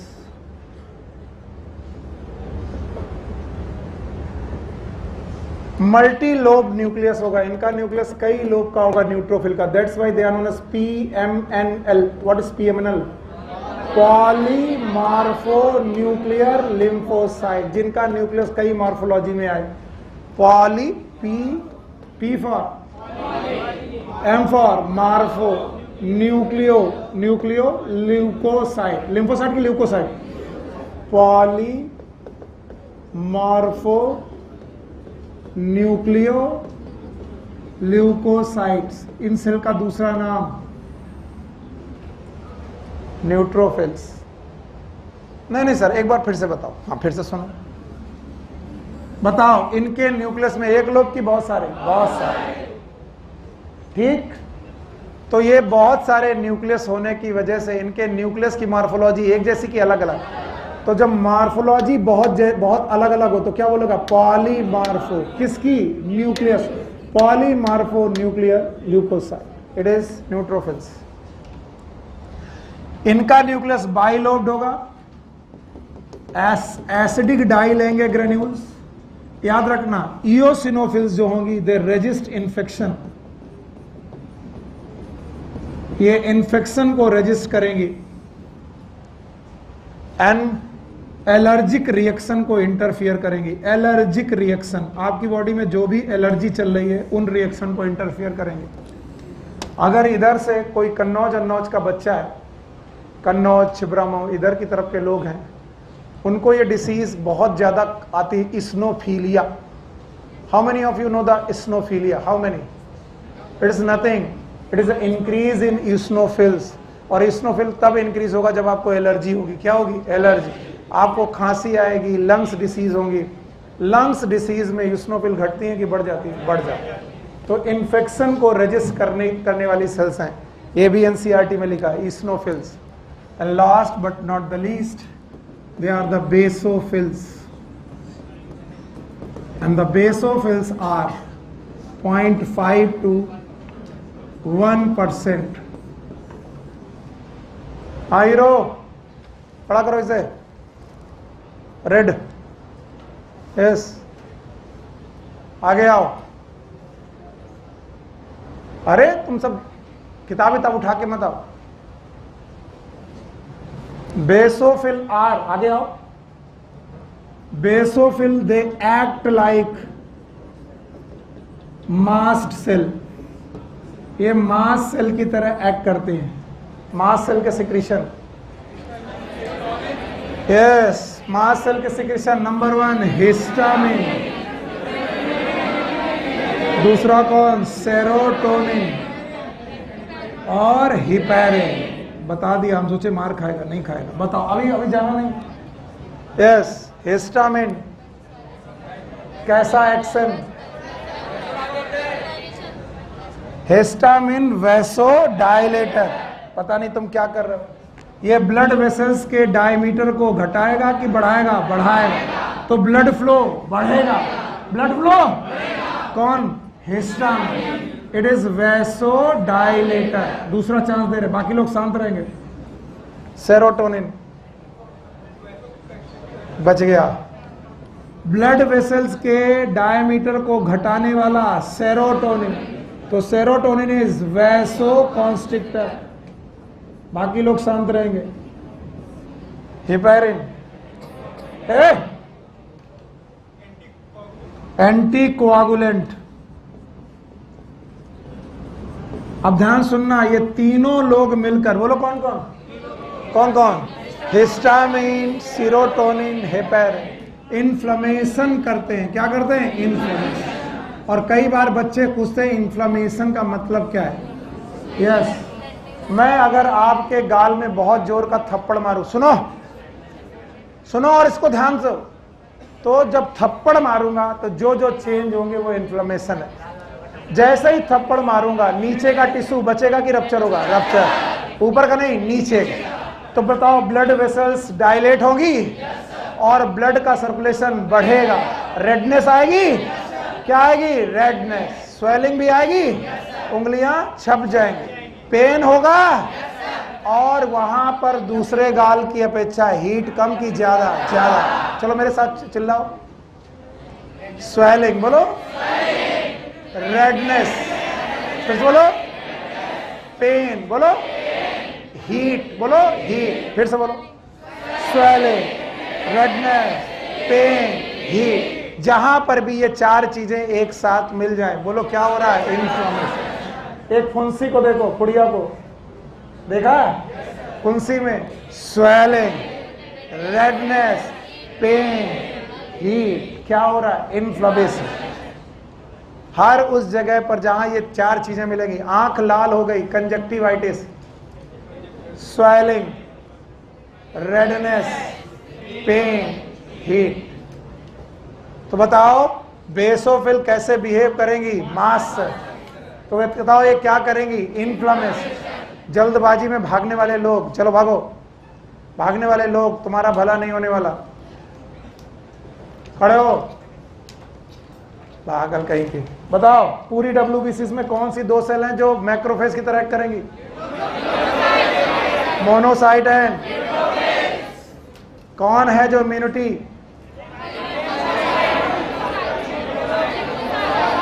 कुछ नहीं पड़ा, कौन है इम्यूनिटी, लिम्फोसाइट। लिम्फोसाइट कौन है जो इन्फेक्शन को रेजिस्ट करेंगी, इस्नोफिल। Allergy, basophil, inflammation. हाँ, अब एक तरफ से पूछ रहा हूं, न्यूट्रोफिल का काम, फैगोसाइटोसिस, नो लॉन्गर, लिम्फोसाइट, हाँ, इम्यूनिटी। जितने जल्दी आ रहे हो ना, हम बंद करा करके मारेंगे भी। जवाब दे के जाओ, न्यूट्रोफिल, फैगोसाइटोसिस, किसको, बैक्टीरिया, पक्का, नो लॉन्गर, लिम्फोसाइट, हाँ, monkey, monocyte, phagocytosis, Yeats, eosinophil, infection को रेजिस्ट और एलर्जी। चौथा बेसोफिल, कौन सिक्रीट करेगा, हिपेरिन, बेसोफिल, हिस्टामिन, सेरोटोनिन, कौन बनाएगा एंटीबॉडीज, लिम्फोसाइट। याद रहेगा, कौन है जो फैगोसाइटोसिस करेगा, मोनोसाइट। एंड एम और एन, एम और एन, एम फॉर दोनों की दोनों फैगोसाइटोसिस करेंगी। यस, चलो 5 मिनट रिवाइज करो फिर जाओ। ब्लड दिख रहा है, जल्दी आए है एकदम, तुम जितना जल्दी आओगे उतना देर सोचेंगे। ब्लड दिख रहा है, मम्मी कसम है, अगर इधर उधर हिले भी तो। दो 5 चीजें हैं, एक कौन, प्लाज्मा, दूसरा फार्म पार्टिकल। प्लाज्मा परसेंट ये 45, प्लाज्मा है, कितनी चीजें, 5, water, protein, nutrient, salt, enzyme. Water, protein 6 से 8, कार्बोहाइड्रेट, प्रोटीन, क्लॉटिंग सब्सटेंस है, sodium, calcium, potassium, bicarbonate. Enzyme है, कार्बोनिक एनहाइड्रेट। प्रोटीन 3 है, fibrinogen, globulin, albumin. Osmotic pressure, albumin. Clotting, हाँ, पक्का। इम्यूनिटी, हाँ, ग्लोबुलिन, पक्का। सीरम याद है, blood without clotting, plasma without clotting factor, it is serum. Form particle याद है, टोटल 3 है, आरबीसी, प्लेटलेट, डब्ल्यूबीसी। एरिथ्रोसाइट है, थ्रोम्बोसाइट है और ल्यूकोसाइट। 55 से 50 से 55, 1.5 से 3, 6000 से 8000 पर मिलीलीटर क्यूब है। लाल है, सेल फ्रेगमेंट है, कलरलेस है, 2 प्रकार की है, एक ग्रैनुलोसाइट, एक ग्रैनुलोसाइट कितनी है, 2, monocyte, lymphocyte. Granulocyte 3, eosinophil, basophil, neutrophil. पक्का? बताओ। No longer monkey eats banana. Neutrophil, lymphocyte, monocyte, eosinophil, basophil. 0.5 से कौन है जो बेटा फैगोसाइटिक करेंगी? Monocyte, neutrophil. Immunity, lymphocyte. Resist infection, eosinophil, eosinophil. Allergy, eosinophil. और inflammation, basophil. Thank God. Take care, good luck, bye bye.